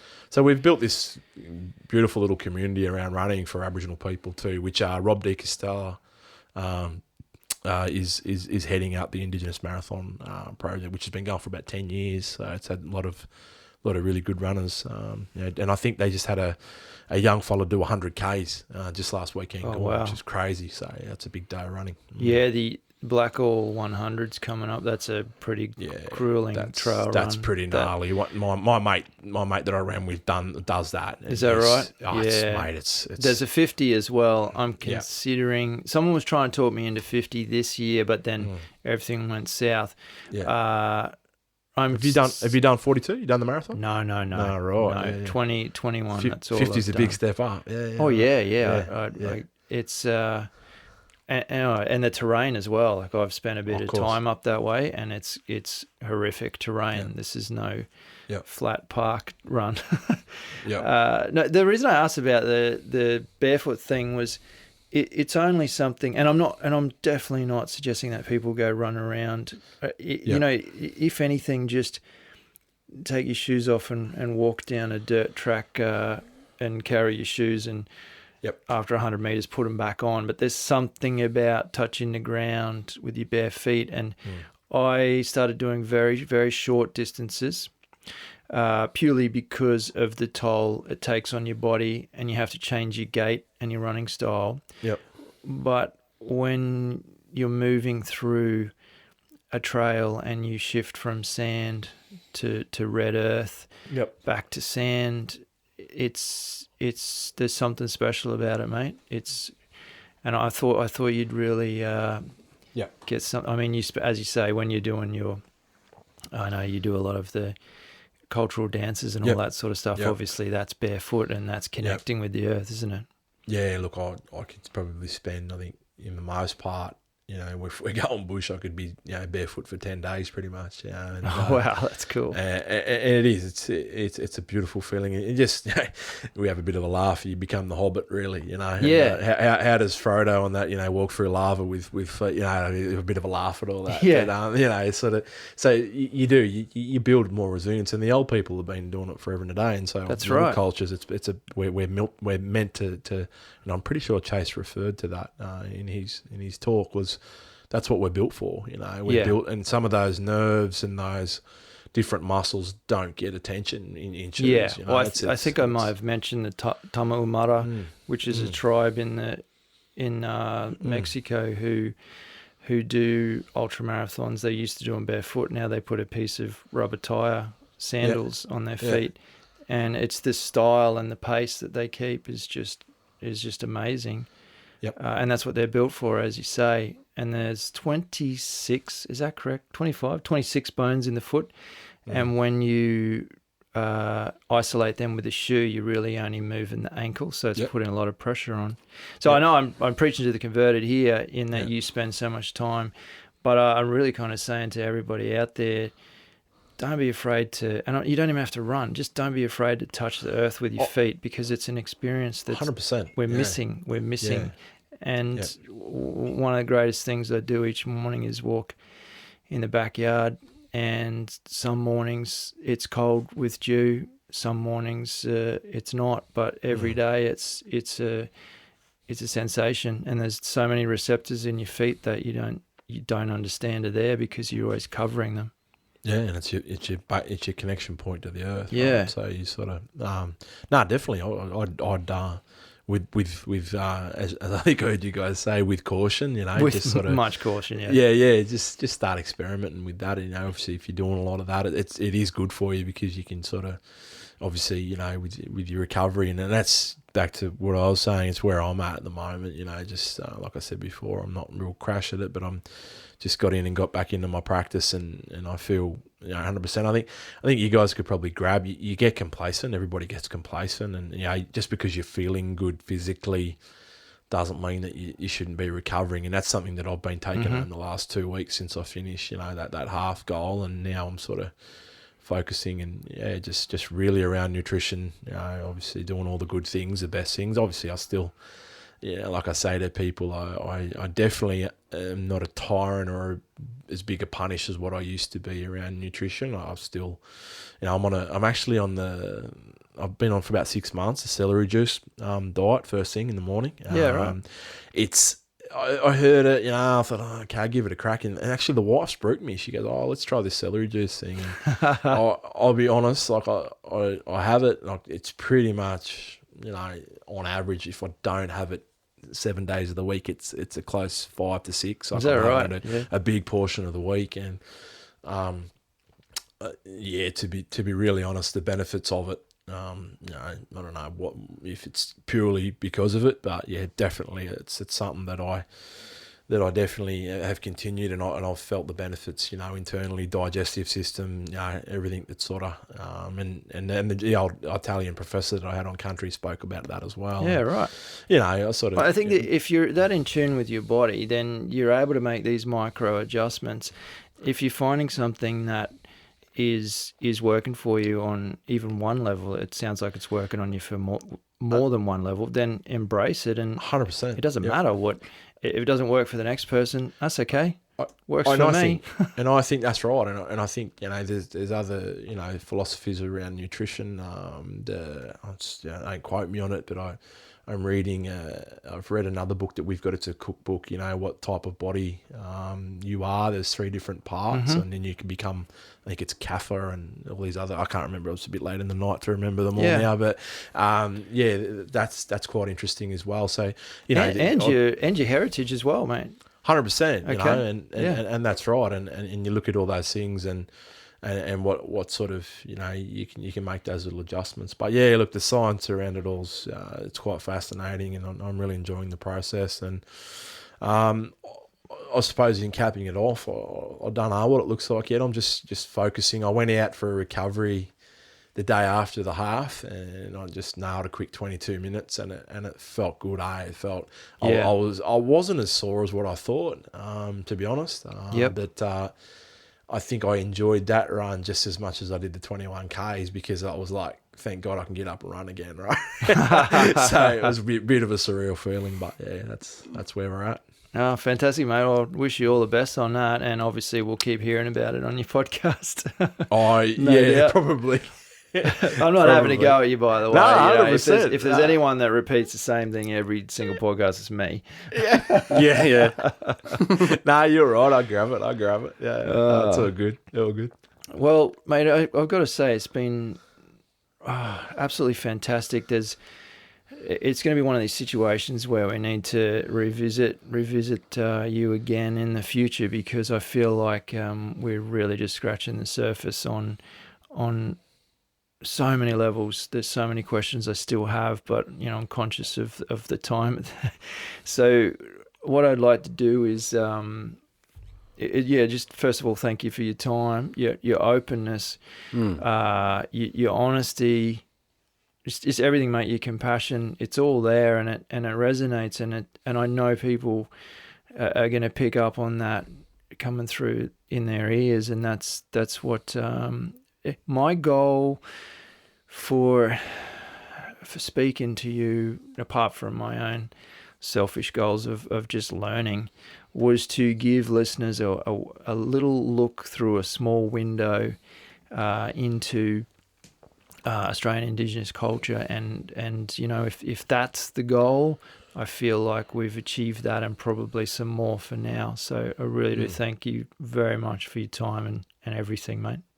Yeah, no, thanks for having me on, guys. It's definitely a pilgrimage. 2.5 hours isn't bad for me, even from my on a sleepy old experience. Monday night. Yeah, 100%. But no, it's definitely full credit to you guys for opening up this dialogue. I think it's and I want to ditto the sentiments back, and I want to thank both of you for sort of already I suppose from podcasting mono to podcasting mono. It's sort of like, well, when you're creative, you definitely see those little, like you said before, those little subtleties in the work and the format. And as soon as I listened yesterday, I grabbed it straight away. I thought, I get this, and this is obviously an audience and a different dialogue.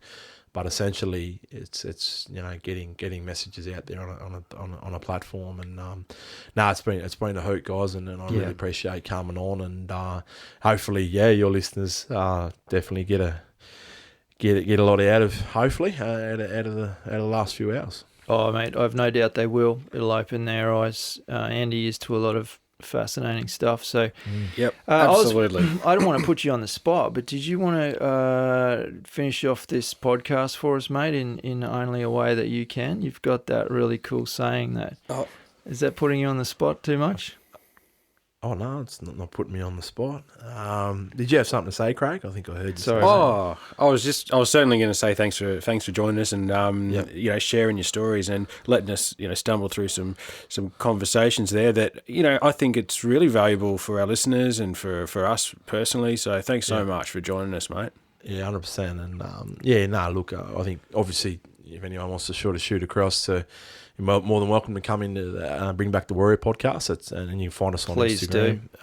At Bring Back the Warrior is our Insta handle, and across on another really interesting dialogue, which is definitely different, is our Secret Men's Business podcast. You can find us on all your podcast platforms as well, and we've got an Insta handle as well.